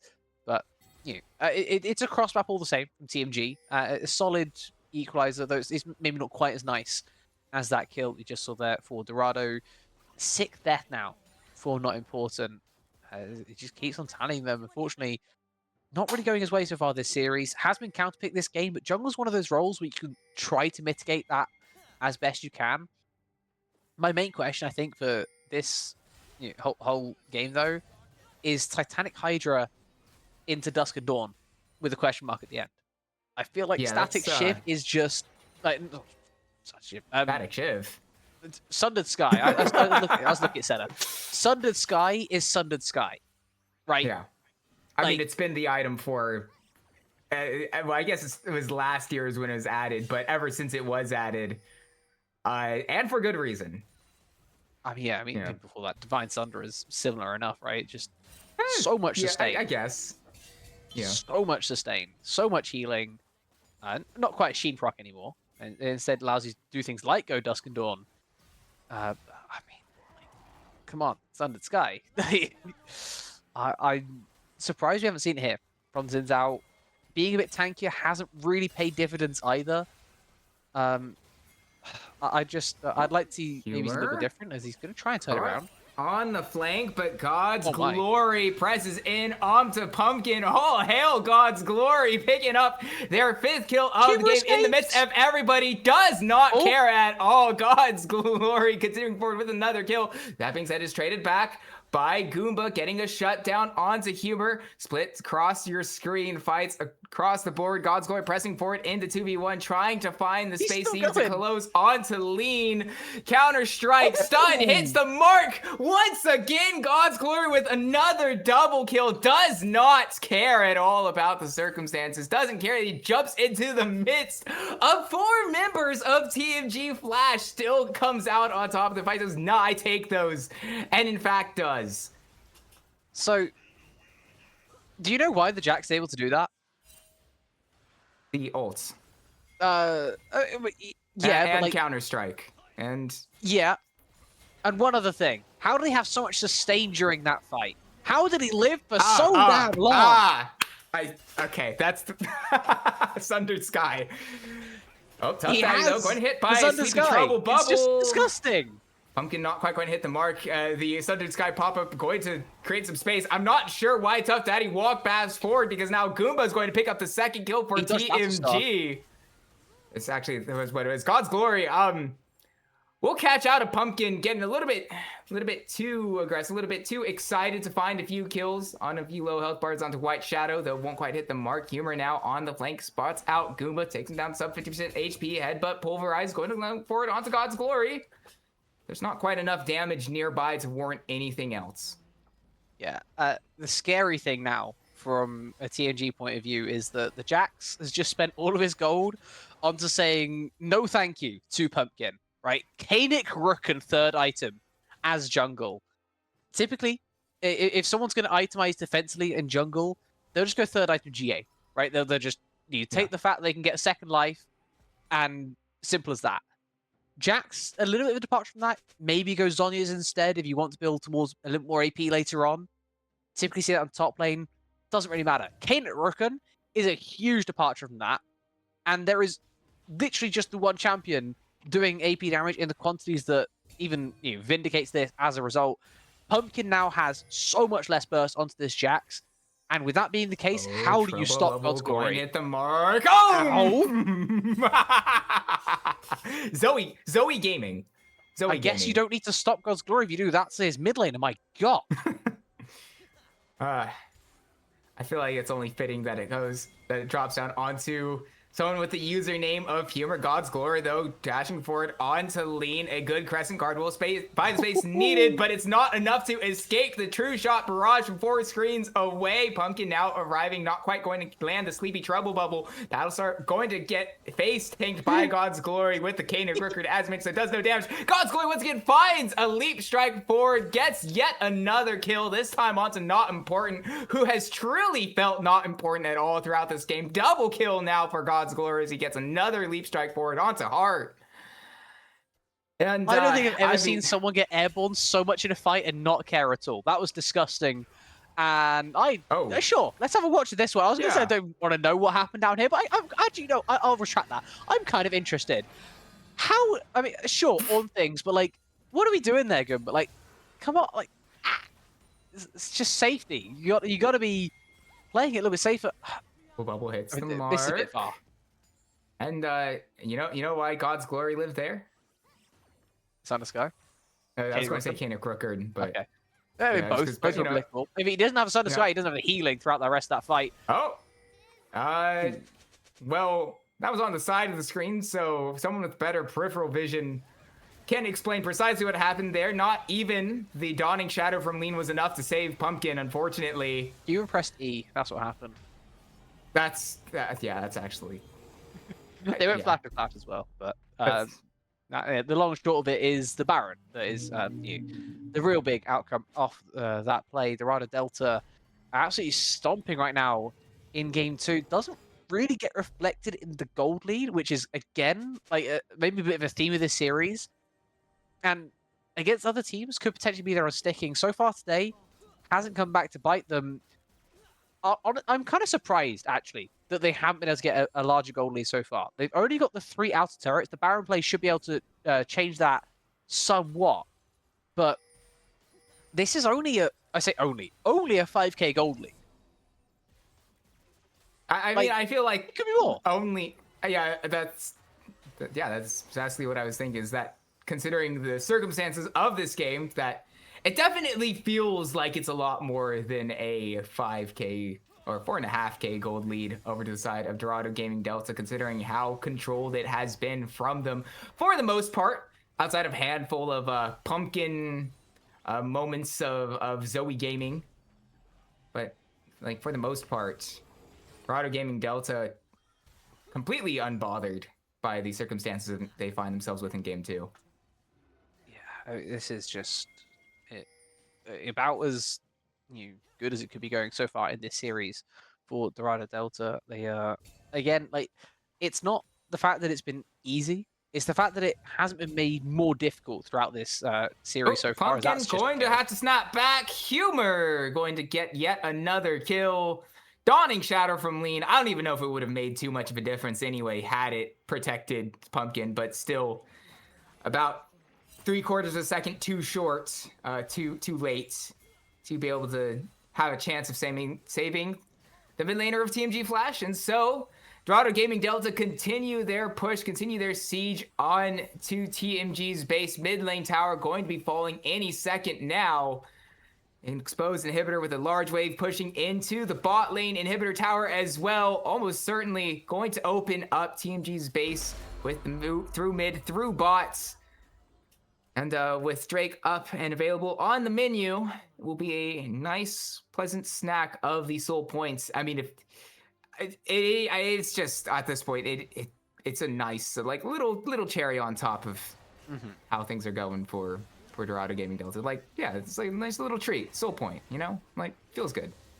Yeah, I mean, if the cake is getting both mid and bot inhib, then I think you calling Soul Point a cherry is probably about right for that situation. Baron does precisely what was needed for Dorado. They get all the pressure they could possibly want now on the other side of the map.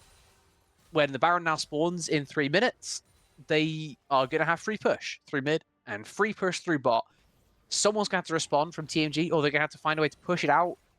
And if Dorado Delta don't respect that kind of push out, then like that is just on them. In the meantime, for these next kind of 3 minutes, they can look to go towards top side. They can start setting up the vision very, very deep. They can even make plays onto Goomba if he walks too far. And this turret should not be long for the world, even without the Baron buff. But TMG will try to find a fight. Sleepy Trouble Bubble hits the mark onto Tough Daddy. Paddle Star not quite going to arrive. Dawning Shadow used early. This is a last gasp play from TMG, but they aren't quite able to find much in the beginning phase of the fight. God's Glory goes. Golden Humor arrives on the flank. Not quite enough to secure the kill onto Pumpkin, but Goomba a bit far forward. Finally not actually going down. Lean going to take a big chunk away off their health bar. Tough Daddy with a Mystic Shot secures the kill onto Heart. Lean running as fast as possible to escape, and in fact does. Shutdown gets traded over, but a charge forward from White Shadow going to secure the kill onto the ADC.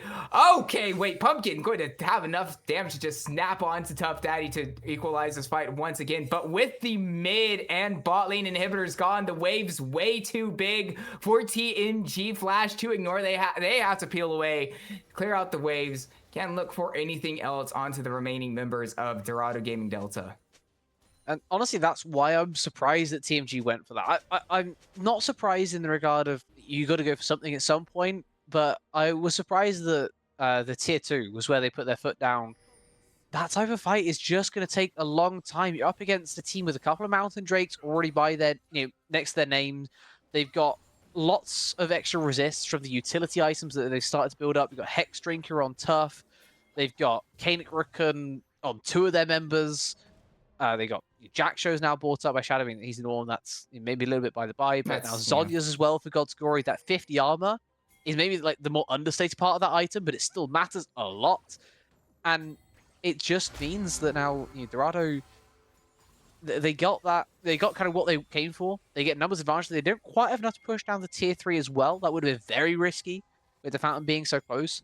But they get a Nexus turret in exchange as well, as White Shadow has overstayed as well. Come through 5v1 against White Shadow.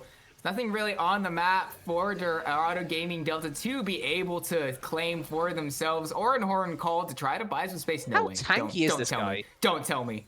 Oh my gosh, White Shadow gets out. Actually, is the push in the mid lane? That's a very greedy base if he goes for that. Yeah, Humor going to be hit by everything. It's enough for Pumpkin to find the kill onto Humor. Almost going to be able to trade it back over, but just short of being able to make it a 1-for-1. How is that the guy that died from Dorado? That was a 1v5 in the top lane. Like, lest we forget the 1v5 that just happened, where the Ornn walks away like nothing occurred, and then somehow Humor's the one that dies, overstaying a little bit too close to the enemy Nexus. I mean, this would be a perfect Baron timer for Dorado if their mid laner was still here. Unfortunately, with them going down, it actually presents a little bit of an awkward moment in the game. The bot and mid inhibitors are going to be respawning pretty soon. Top inhib was never taken in the first place. You can go for the Baron now. I thought TMG would go a little bit harder to try and contest this with implications this Baron holds within. But, I mean, there was a chance. If TMG just wanted to go for the full-on game flip there, I feel like that would have been maybe the better chance to do so, even more so than that fight around tier 2, which in itself wasn't too bad either. Yeah, because now with Baron in the hands of Dorado Gaming Delta, and already with the naturally pushing waves, the Soul Point Drake spawns in 25 seconds. Would be Mountain Soul over to Dorado, and when you have Zoe on your team, having to be able to poke through these shields does so much to be able to help survive out. I mean, Humor obviously in that 1v1 earlier getting killed by Pumpkin. Put a decently sized shield on top of Humor, all of that doesn't work anymore. Um, yeah, I mean, Humor's just getting chunked. He's getting deleted by this Zoe. He's been a bit of a core theme of this game. That's just a Mhm. disgusting amount of God. damage. The unbreakable will be used by Heart to stay alive a little bit longer. Goomba Humor, going to you're be crazy. immediately removed. Humor, it will be able to get out. Double kill now goes over to Duff Daddy. The Between Worlds keeps the Aurora alive, so it's still a 5v3. Sleepy Trouble Bubble going to come up a little bit short. That being said, Palstar going to hit Tough Daddy, force a barrier out defensively. But the inhibitors are opened once again The for waves there on top as TMG well. Flash. They're pushing forward all 3 waves. Oh Nexus no. Towers not long for the world completely removed. Nexus open, flash forward, gets the stun onto Pumpkin, and along with it, so goes the Nexus of TMG Flash. It's been a long time coming. Dorado Gaming Delta with a handful of hiccups towards the end there, but I mean, in the end, they were the most minor hiccups ever, and very expectedly come across the line as victors. Yeah, I mean, it didn't again really look like they were ever in jeopardy, right? I feel like Dorado always had quite a large amount of comfort throughout these first couple of games. I'd like to see TMG find a way to apply more pressure. Having Pumpkin on the Zoe was a nice way to maybe start that, but it just didn't really go anywhere from there, right? The Senna was never going to apply the pressure, right? It's a Senna. That is to be expected. Top lane counter pick. If you're gonna be selecting red side, you have to find more value than giving up Ornn, right? If you take red side again, ban Scion, and get something that's actually gonna do something as a counter pick. I feel like TMG really need to have more impact through these lanes because so far they've had like one a game, right? And that's just not enough to carry through in a series. Like Line did a fine job that game, but he was always just down because Ezreal Karma. It's not a winning lane. White Shadow did an amazing job of putting the set behind early and snowballing his advantage. Even though he's down gold at the end, he's an Ornn. He doesn't care. And then Human may have been getting killed a lot by Pumpkin, but Pumpkin also dies a lot as well to get that impact felt. And as such, the lanes are in such a good position. And again, Dorado just never really troubled. Yeah, and so TMG Flash now have their backs up against the wall, sitting down 0-2 in a best of 5. They definitely need a massive shakeup going forward in this series because things continue on like this. Could be getting out really quickly here tonight. So we'll see what TMG Flash do.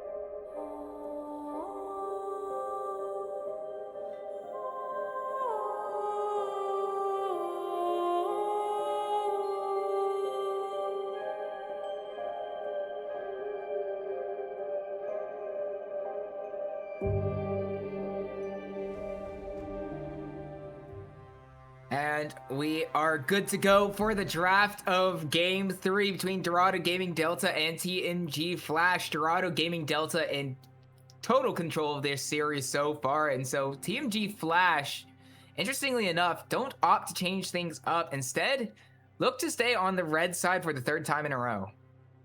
Yeah, I'm not sure about this one. I feel like you can take red side if you want to keep investing towards the counter pick theory. So far, it hasn't paid off for you. That's a fact, right? That's something we absolutely know to be true. TMG Flash have not got the value out of their counter picks in this series. The Kai'Sa game 1 was interesting. It did a little bit, but at the end of the day, it was into a Victor. It was never going to do a lot. Game 2, you're playing into an Ornn. You're not counterpicking an Ornn very effectively, and Set also doesn't really do enough into Set Ornn. This game, we'll see the tides rather can turn in TMG Flash's favor. Drafting very differently at the very least, right? Going from some front to back, going from some pick comps to now looking for some dive. I like to see the fact that they're expanding their horizons the whole time. Not to Nico, a very solid foundation for a draft. Yeah, two really strong champions that blinded, or at least very least the Nico being blinded is fine enough. I mean, Nico can do just about everything that you could possibly want between, engage or peel with the amount of CC that she has, and can be used in both ways. Obviously, once you get through that, those abilities, the Tangle Barbs and the Pop Blossom, it gets a little bit more hairy until that point. But until then, still very potent. Tristana and Rakan going to be the response from Dorado Gaming, however. Yeah, interesting to see the Tristana here. I feel like if you're playing with the Vi to then switch into more of the passive setup is a bit difficult. TMG Flash taking away the Xayah themselves also very interesting if they actually end up locking this in. I feel like you don't need to take the Xayah if you almost baiting yourself into it because they pick Rakan. I would have liked to see Dorado Delta though pick the Xayah onto. I feel like you can just pivot. Vi can play Peel. It's not maybe as potent as being able to dive, but diving into a dive is very difficult, and I'd probably say Nocturne Nico has a better time of it, right? They can turn off the lights, and that engage is coming whether you like it or not. Difficult to really force the same thing through as by Rakan, though you can definitely attempt to do so. The ability to go on stop would definitely help things out. Tristana doubling down instead of Xayah backing up, I don't know. I think I'd rather have seen this Vi play a little more peel backside, take the Xayah Rakan, accept the fact that you're going to get dove onto, and you play team fights from there. To each their own. I also think the Xayah might not even necessarily. I mean, when you see the Rakan, the response of your brain mentally to prevent it going over is the Xayah. But even without that consideration, into the Rakan, into the Vi, the Feather Storm, excuse me, gets so much value into what's already been shown on the side of Dorado Gaming Delta that picking it here, I don't think necessarily feels all that bad if you are lean. It's good for playing against their comp. I also have an issue with how it's not necessarily great for your comp, right? If they're engaging onto you as the Xayah, there's something already gone incredibly wrong, right? Your Nocturne Nico should be the one starting off these fights. Turn off the lights into a Paranoid Pop Blossom is an amazing combination. The fact that Orianna hasn't been considered throughout this whole draft so far is insane to me. On a complete tangent, I feel like that should be a very simple mid here for TMG on 4. At which point, I guess it doesn't matter so much what your ADC is, but I'd like to see something that can follow up on the dive. Xayah's going to struggle to do that, in my opinion. Yeah, I guess that's fair, because when the paranoia does come through, it gets a little bit harder for Vi to be able to find a way back in onto the backline, being unable to see the screen. Orianna, however, will not be the choice on 4 from the side of TMG Flash, and Rue, I already see the disappointment. Hey, very understandable. Cassante instead going to be the choice for Goomba up in the top lane. Instead, wanting to save the counter pick for Pumpkin, and I guess we're talking about strictly on performance so far in the series. I guess that's the reasoning behind it. Yeah, I mean, it was kind of coming through from those bans. They banned two counterpick top lanes that do well, especially into Cassante. They were heavily hinting that they wanted to take him on 4, but I mean, like, is it so bad to just like you can't go a different angle? Orianna is so insane here. Orianna, Nocturne, Nico. Like, you're one of the top 4 seeds. You got a bye last week. You guys have plenty of time to prepare things. If you weren't comfortable on Orianna, you had 2 weeks to get ready on Orianna. And, like, Orianna's a champion that you just have to be on right now. Even in her slightly nerf state, still so disgustingly strong. Instead, passing up on this amazing opportunity to go Vladimir instead with Cassante, it completely changed the dynamic of this comp. Right? We started off looking at this comp from TMG Flash thinking, okay, amazing. Let's go for a dive comp. Nocturne Nico. Okay, ADC can't follow up so well. It's a Xayah. ADC is always going to struggle to follow up on a dive comp. Let's get some aggressive champions coming through in these solo lanes. Cassante Vladimir? Like, it's so different from what they drafted to support jungle. They drafted 2 different types of comps in the same draft, and that doesn't typically go well. Yeah, Vladimir especially as the option on 5 from TMG Flashes. It scales, I guess, is the only. I mean, all their drafts so far are scaled, but I mean, even game 2 got to 37 minutes, and it didn't really matter that they scaled because they still didn't really get into the game. Like, it feels like TMG are contented to just sit back and see if the game comes to them. I'd like to see them, especially when they draft aggressive champions like Nocturne and Nico, go looking for the game, right? Don't wait for it to come to you. Pick champions that can support the fact that you've got Nico and Nocturne, win those early skirmishes, win those early team fights, and roll around in the mud a little bit. If you want to just get down and dirty, absolutely go for it. That's what Nocturne and Nico are there to do. Instead, I mean, it's still going to be a potent combo in a front to back, but you're going to get engaged on now, right? You had the impetus before.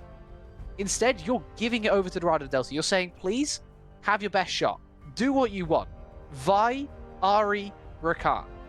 I would personally not want them to engage on me, but TMG clearly feel comfortable enough to let it happen.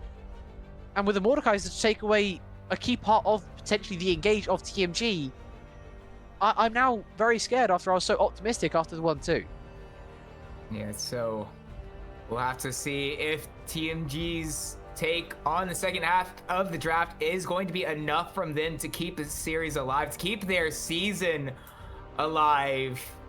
We'll find out after we've loaded onto the Rift whether or not they can take the series even further, or if Dorado Gaming Delta can complete the sweep.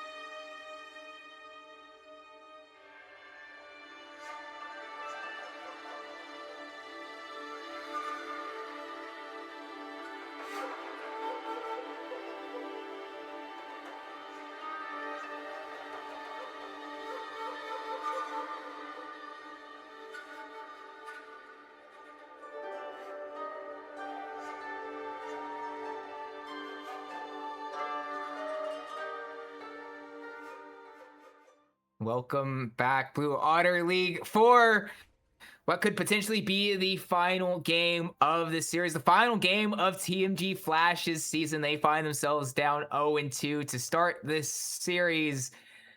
And to be honest, it really hasn't been all that convincing from them either. They have not been able to answer any questions that Dorado Gaming Delta have thrown their way. Yeah, it has been a little bit disappointing, to be honest, from TMG.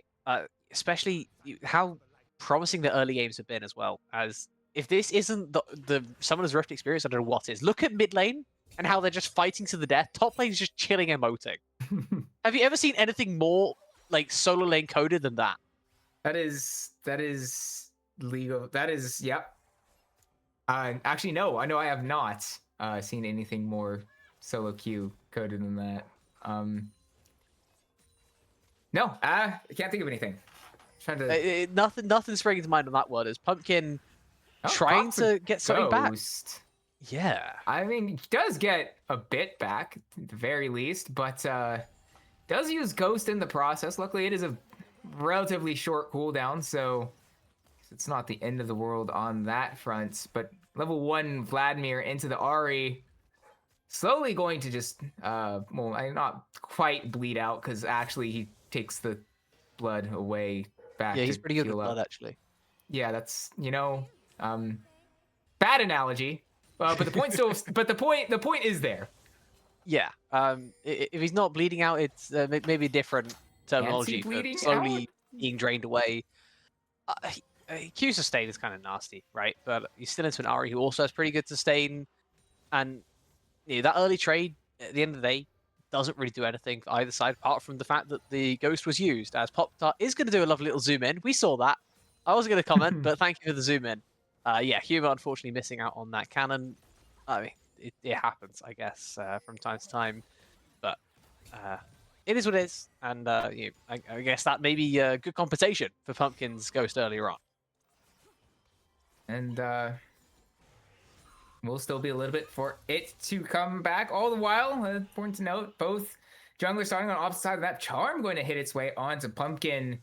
Get him very low, as we obviously know, with the flash forward of Humor trying to find a Pumpkin, but a perfect use of the pool. But no, as you mentioned, no damage in return, finding its way onto Humor. So, well, actually a kind of funny exchange in the mid lane. No flashes on either mid laner, though. Yeah, that was really awkward. I feel if Pumpkin actually managed to puddle just a touch later, then Humor tanks turret aggro, and the play is very successful for Pumpkin. Instead, he puddles, plays it on the safer side, sure, gets a nice trade back, but he just exchanged flashes at the end of the day. And now God's Glory is turning up. Away. Flash to find the knock-up. First blood gets into the hands of God's Glory. He's even going to help push out the wave as well, donating his smite to the cause. What a G. Doesn't need it for the crab, with not important, not technically showing on the bot side, but it's implicit that he's down there. God's Glory, he already got vision of the top side, turns attention into mid, then heads back up to guarantee that lack of double crab going against him. Donates smite with mid as well to get that push as fast as possible. And apparently not important, also kind of chewing his own tempo out here. Is he going to try and contest this Grum? I do. Pushing forward, seeing if they can't find the Vi. Will not. So instead, turns their attention to the top lane. White Shadow, importantly, does not have teleport. If this gank is successful, Q3 going to be flashed away from by White Shadow. Yeah, a solid flash. Going to ensure his survival. A ward in the Pixel Brush probably would have done the same thing, but didn't quite have the foresight to read not important, walking from bot side river, taking the crab, to then just ganking instead of basing, and then going to his Krugs. Neither jungler having based yet at 4.5 minutes is a little bit insane to see. It's rare that we get to see jungle bases this late. It's almost like they're playing in lane right now, but I guess it happens from time to time. White Shadow wasn't quite able to read it, but gets the flash away. Doesn't cost him all too much overall, though he is now going to struggle in the rest of this lane because, I mean, look at Cassante items. Imagine trying to counterpick a Cassante. Yep. Imagine trying to counterpick a tank. Hasn't that been like the theme for this series? Imagine counterpicking a tank. Well, I mean, yeah. Maybe game was a bit harsh. Yeah, and also, I mean, the Mordekaiser, he can get an early advantage, can very easily start to run away with the game. Unfortunately, White Shadow not quite able to do that. I mean, especially with the Ignite taken by White Shadow. It definitely looked like that was the plan for the top laner of Dorado Gaming Delta. Unfortunately, that plan didn't quite come through to fruition, so not going to be feeling great for the foreseeable future of White Shadow. Aftershock as well. Hadn't noticed that so far from Goomba. I mean, just yet more reasons why White Shadow's not going to have a fun time in the top lane. As Pumpkin's walking forward into Banana Brush. Grand Entrance did hit the mark onto the mid laner of TMG. This is all good. The shield breaker coming forward. Blue team going to king the dragon. Smite comes down inside of God's glory. I don't know why I mispronounced Vault Breakers badly as I did. Tangle Barbs going to hit the mark, but the flash in time. And so all of Dorado Gaming Delta able to escape. Yeah, and it just cost them a flash to get that Drake. I'm sure they'll be taking that every day of the week. Let's see what happens now on the Shadow Realm. It's going to be all out now, used by Goomba, but is really low. Obliterate drops on top of the head of Goomba. Yet another solo kill for White Shadow in this series. Yeah, that is a White Shadow Shadow Realm right there. That was disgusting. Goomba didn't have a chance, as 17's a little bit caught, but able to escape.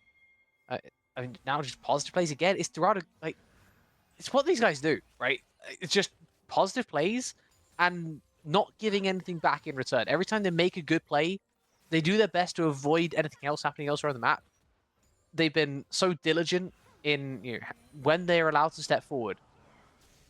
Please don't do this. Paranoia will be dropped into the mid lane. Pumpkin is very low, going to heal back up slightly. Humor not even going to be able to have a chance to get any abilities thrown back the way of TMG Flash, but now with God's Glory arriving, going to single-handedly turn this fight around. 1-for-1. Pumpkin still very low. God's Glory obviously not going to have a cease and desist, having used it earlier, and now with Goomba arriving in the mid lane, not going to be enough to be able to secure the kill to make it a 2-for-1 to TMG.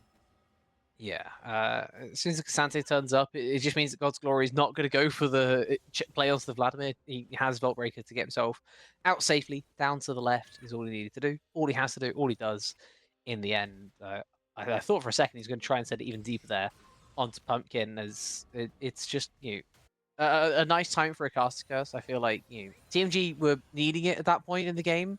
So I thought I'd give him a little bit of help, But even then, it's not enough. And God's Glory is there to turn around what would have been a bad play and make it acceptable, right? You end up being a 1-for-1. Not too bad. This is not great when you see two Vladimirs on your screen. The charm does hit the mark onto Pumpkin with the Spirit Rush going forward. Hits the mark on the charm. Yeah, I mean, I also agree. I thought it was looking bad for the side of Humor, but turns out, just doesn't care. I guess that's a good way to deal with two Vladimirs on your screen. Just kill one of them, and then there's only one left, and it's a Nico, so it's great. Yeah, that's I guess that works. I hadn't thought of that as a solution to the problem before. Maybe I need to try that. Maybe that's what's been going wrong. Just solo kill. That's the reason why we're not winning our solo queue games. Is that we just don't get solo kill in a 1v2. Yeah. Why not, right? Yeah, right. Like, so easy, dude. What are we thinking? I don't know. It's also easy when you phrase it like that. I just need to acquire I don't know, better hands, I suppose. You gotta make a deal with the Robot Devil to get better hands. Yeah. Futurama taught us that. I've honestly not watched Futurama. I'm going to be so honest. So no comment. It's okay. It's okay. Yeah. No. I can live with that. He says, not living with it. But, I thought that was the heat wave more so going. Well, I'm also dying, but that's by the by at this point. As Goober may also be dying. Yeah, we'll actually be able to not be sentenced to the death realm. Going to use the Pathmaker to be able to deny the ult of White Shadow. goes all out himself and actually gets pulled back. Ignite drops down onto Goomba, so what was originally looking quite good pulled back on the Q3. Oh, that's right. Mordekaiser things. Yeah, just press W. Yeah, actually. Yeah, so that one there is actually like that one there's actually like a just press button thing. Is you not just get solo kills, you just press W, just survive when it didn't look like it was possible. Another random Mordekaiser to fulfill your day, courtesy of White Shadow. Now, items across the board for the top side of Dorado Delta. No items yet purchased from TMG. If they're looking at a fight around this Drake, then Pumpkin. I hope that they will change their mind. We'll go into the pool. Paranoia will be dropped defensively, and actually the side of Dorado Game may have pushed a bit too far. That the damage is more than enough. Humor going to get the kill onto Pumpkin. Not important. Really does feel not important in this exchange. The auto attack from Humor enough to be able to secure the double kill over to the Ari of Dorado Gaming. And it's making it 2-0 and send their lead up to 3K gold at 11 minutes. So you know how I just mentioned that there were items for one team and no items for the other team, and they shouldn't be looking to fight when they had items? Yeah, that precisely. Also, they would have been out if they just carried on running towards the turret. Inexplicably, they decided to have a little backstep, have a little moxie, have a little look and see, oh, maybe we can turn this. No, you can't. You can't turn this because they have items and you don't. You die. You lose. Good day, sir. I just cannot quite explain some TMG. The early games were so good throughout the series, and this one here is just, I mean, not. Yeah. It's getting themselves 7-1 down. I mean, usually in these early games, despite the kills that have all gone the way of Dorado Gaming Delta, we've been able to say at least TMG have been able to keep up in terms of gold, but that is not even the case this time around. And it still holds true that the whole top half of the map of Team G Flash still yet to pick up their first items. Oh, that's not true. Not important. Actually, the Hex. He's jungler. Heck yeah, you know, it's... He gets to do like no matter what a jungler does. If he's cleared some camps, he'll get first item in like 12 minutes. Worst case scenario. Lanes cannot say the same. No. As evidenced. As Grand Entrance going to hit the mark, and Swiftness popped up in short order following. The Vault Breaker comes down, cease and desist, will be stopped by a Pop Blossom from Heart onto 3, but now with Spirit Rush used from Humor, not quite going to get the kill. Finally, Tough Daddy gets it, but it takes a lot to be able to do it. Pumpkin, in the midst of everyone, going to heal back up enough to stay alive, flashing forward to find a double kill over to Tough Daddy. Despite how disjointed and despite the fact that the Dorado Gaming team missed just about all of their abilities, it didn't matter in the end. 2-0 over to the Dogs. Yeah, and that's what happens when you have item advantage, right? You have just the freedom to go make more plays. You have the extra money spent to just be stronger. And honestly, that's what we saw there. It's one of the earliest games I've seen a wallet diff properly come through. But that right there was it. I mean, there was also a little bit of numerical advantage when the play properly started. Pumpkin couldn't quite match the Humor roam, but that is to be expected when, Humor has 3 kills and is playing Ari, one of the best roaming champions that there possibly is. Honestly, the fact that it's only 2-0 might be a positive to be taking, and that's kind of where we're looking at for this game. The fact that it's just a 2 kills and not anymore. That's a positive. Yeah, I mean... Is that a positive? No. It's not a worse especially negative. now that you're getting invaded, losing the red buff as well. To God's glory, getting pushed completely out of your own jungle doesn't feel particularly great. Yeah, no, I mean... It doesn't feel great. Because it was also through the exhaust onto Humor as well. Like, mind you, Humor... through the exhaust hardly did any sort of damage. I mean, it did about a half a health bar. I think it was maybe onto Lean. It's been a while at this point to remember the exact numbers, but I mean, the point is that Yeah, I mean, mechanically, everything was perfect from TMG, and yet it still doesn't quite matter. And Charm does going to hit the mark onto Pumpkin. There's no more tower to save you, but he does have the pool too for another 3 seconds. Yeah. The teleport And now he has a now gray screen arriving for another from 30. Goomba.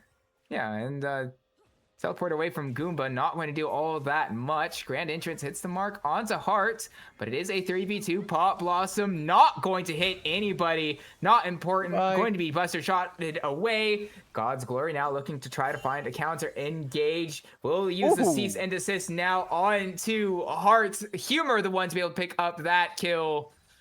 11-1 to Dorado Gaming Delta. 6K gold lead at 15 minutes.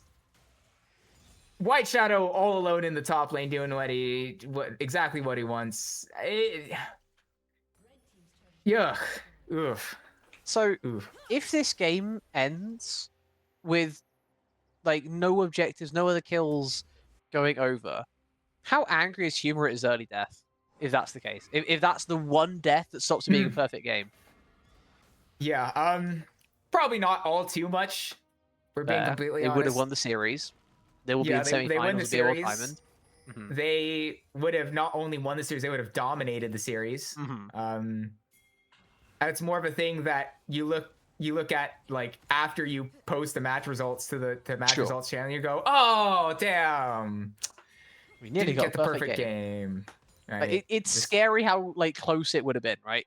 Like that one kill doesn't occur. We are talking massively perfect game territory. Not important trying to stop that talk from happening, looking at a Rift Herald, but I mean, White Shadow turns up, he literally he is the aura of 5 champions in one. He has aura farmed them off that Rift Herald. One person said, nah, we're taking Drake. Yeah. You can't stop me. You don't know we're taking Drake. I'm gonna walk up 1v2 and you're gonna walk away from this. And they do. Oh, and the Vault Breaker going to hit its way onto Pumpkin. 1v1, very much in favor of the Vi at this point. And unless there's a very long delay in which TMG somehow managed to survive, will very much likely be that way for even more than just the foreseeable future.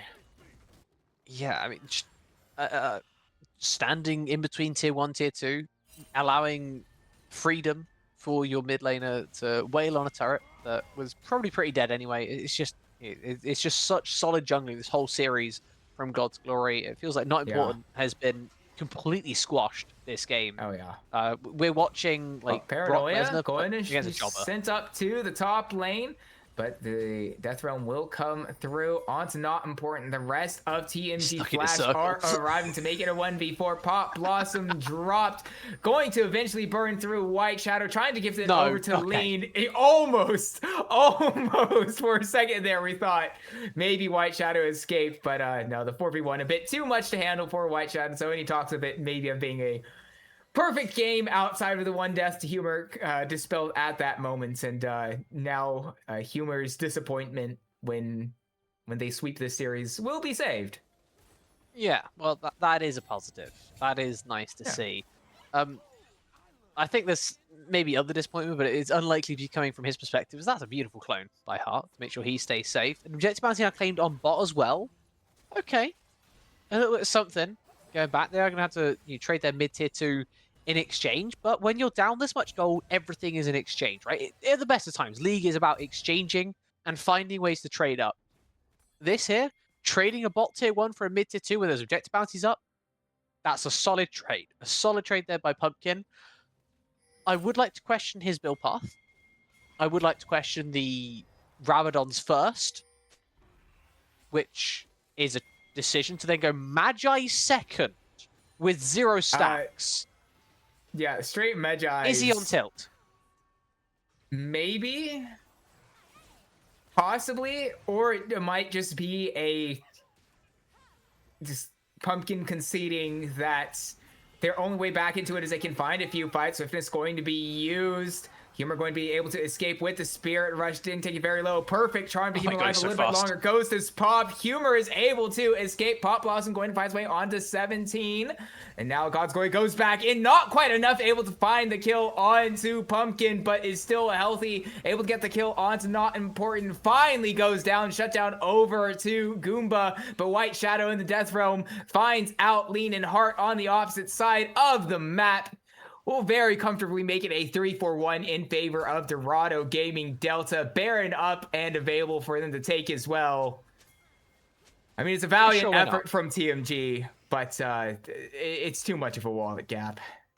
Yeah, this has been one of the earlier games, as I said before, where the wallet dip has really just been felt. Like sometimes you can feel the snowball building, and you finally you're trying to find a way to stop it, but even down 5k gold, you can sometimes have a play as they don't actually have a smite. Pull the all out. Mitz, White Shadow, quite a good distance away. Grand Engines from 17 will delay things, which gives White Shadow enough time to be able to pop the W and be able to survive. Humor picks up his 5th kill of the game, but as you mentioned, it was a little bit riskier than what I had expected at the very least. Yeah, that's why I was a little bit scared of them taking this Baron. God's Glory was dead in the exchange. 3 for 1, but it's jungle for jungle as well, right? Not Important is down 2 levels. Typically, that's a bad thing. But when you're trying to respawn faster and get back into a fight, it's actually kind of a good thing to be down in XP. Because you get much lower respawn timers. He was back on the Rift a good 5 seconds before God's Glory there. He very nearly had Paranoid to get to Pop Blossom going to stop the 2nd cast of Spirit Rush, and so goes Golden Shutdown, goes into the hand of Pumpkin, but that bought the time for the rest of Dorado Gaming to collapse in on TMG. The teleport from Goomba is way too deep. Grand Agent's going to find its way onto both Pumpkin and Goomba, and luckily the Cassante is still really tanky, despite how this game has gone, and is fine. It's a trade 1-for-1. Yeah, line split pushing while all this is happening, by the way. Just like to bring that up. He's just split pushing as the Xayah. It works. He gets the tier 1 top, but I mean the rest of the map is still trying to hold on to his tier 2, and it's not doing a great job. Objective bounty taken though. So again, you take the gold where you can find it, in whatever form it comes in. I guess it works out this time. He doesn't quite have his Infinity Edge. And that means that this fight, I mean, there wasn't even a fight around the Drake. That was just gone. A potential fight even couldn't have been potential war couldn't have been waged. It was just another give angle, giving a Hextech soul. Yikes. At 22 minutes, no doubt. Mm-hmm. Larger yikes. Not ideal. White Shadow going to be chunked down to half HP, though. Hopefully he'll back up. Paranoid going to be dropped, find its way onto Tough Daddy, who will immediately rocket jump away and get the space needed to be able to get out. God's Glory still pursuing a potential fight here, oddly enough. I mean, he's strong. We'll actually be fine. Yep, so it is all right in the end. No kills either way. And the paranoia used by TMG Flash. That's one of their massive engage tools as well. No TP on Goomba means that there's no threat of a TP flank. Pumpkin, of course, going ghost this whole game. No threat of a TP flank from him. Means that all of this time, sieging in side lane is a lot safer for Dorado Delta. Unfortunately for them, they don't really get to utilize this Baron. They get the soul off of it. That's very important, of course. But they don't actually pick up any of the side lane turrets they were looking for. They got the mid-tier 2 quite early on. They traded that for the bot tier 1 before the Baron was even up. They don't actually get much off this Baron. Maybe if this game goes another 20 minutes, we can look back at this and say they should have got more from that first Baron. As things stand, they're unlikely to be in that position. But as we say, it's one of those things that you can look back on if the game doesn't go your way and say, if only, right? This is one of those times you just got to be a little more clinical, but they're still doing a good job, and that is clinical. Bolt Breaker across the wall with the flash, secures the kill over to God's Glory. Exhaust going to be used to stop the Vite going any further. Fedstorm also going to need to be committed from Lean. So, Pick and the Exhaust going to be the cost for a TMG that they won't get anything in return for. Yeah, it's just saw the all-in angle. Pumpkin wants I to fight really say this. that will try to find their way onto God's Glory. Eventually, the fear does drop onto the jungler of Dorado Gaming, but it's already too separated out. Pumpkin has to escape, so God's Glory picks up their 6th kill of the game to make it 19-4 over to Dorado Gaming Delta. What was a valiant attempt from not important, but It's a valiant attempt, sure, but it's also an attempt that just doesn't really make enough sense. And now Pumpkin's caught on the wrong side of town. Yep. He didn't really Tough get much Daddy of a will get choice that in the kill. retreat plan. If you saw that was a buster shot from Tough that sent him flying into the Baron pit. He didn't really get to choose if he was going out. It's like getting Keeper's Verdict just thrown at you. Except threw him even further away from his fountain. Couldn't find a safe place to base. Ends up walking into the welcoming arms of Humor, who happily will take yet another kill for himself. But it's a lack of committal this time, it feels. Like, we saw the pings going in there from Pumpkin. He wanted to make the fight happen on top side, but only 2 of them commit to it. Not important, says, yep, I'm fully behind this. I am so down in the game. I may as well have a go. Pumpkin's there for it. He was looking for it the whole time. But Goomba doesn't even flinch in bot lane. He just keeps on doing what he's doing. Humor has to stay with him because he can't TP while the paranoia's up. So that's making it 4v4 already. And then Lean and Hart in the top side weren't even thinking about going up either. Like, they were just waiting. And it's a lack of committal that's really hurt TMG in the series. In trouble, not quite killed just yet. God's Glory trying to find a way in to secure. Not quite going to find it as the rest of TMG collapses down. Now Humor on the flank. Second charge of Spirit Rush. Going to look to try to find the kill onto Hart and does with the final use of the ultimates, but does take a lot of damage in the process. Not important. Going to find the kill onto Humor, but has to go really deep for it. Immediately gets traded back by Tough Daddy. Going forward from Spite Shadow. Going to send Lean to the Death Realm on the flash. The amount of damage going to get things a little bit questionable for White Shadow, but Mordekaiser, he's got the shield. He presses W. Doesn't care in the end. Goomba, the only one left available to try to defend the last hopes of TMG Flash, but it's not nearly going to be enough on the Cassante. Obliterate drops. Nexus opens up. They don't even really care about the Cassante at all, right? Well, I mean, it's split focus from the Nexus and the Cassante, and so Hart gets the respawn just to be able to pad the stats. Dorado Gaming Delta, who completely dominate in this sweep. It was... You would not guess that this was our 4th and 5th seed, considering how that series went down at all. You'd never guess in a million years. That was not even close. Apparently there is a massive gap between these 2 teams. Dorado coming in as the best ranked 2 seed, getting that bye in week 1 of the playoffs. TMG just completely outclassed on the day after beating Carville last week. I'm shocked that it was this easy for Dorado. I didn't expect to be saying these things coming into the game, but yeah. TMG Flash, they 3-0'd Carville last week and made that look simple. Like, to then come into this series and barely even put up a fight is such an insane departure from what we saw from them literally just 1 week ago. Completely outclassed on the day, and all credit to Dorado Gaming as well for just doing what they had to do in every single game and keeping their feet on their throats for as long as they did, because that, in some regards, can be a little bit uncomfortable sometimes. Yeah, sometimes it can be a bit easy to, when you dominate the first 2 games like that, get ahead of yourself and make a few questionable plays. Have a fun game every now and then before getting brought back down to earth. But I mean, they scaled throughout the series. I mean, by the time Game 3 rolled around, there's just never in doubt that Dorado Gaming Delta would be advancing to the semifinals next week in the Blue Otter Diamond League. But that'll be it from us.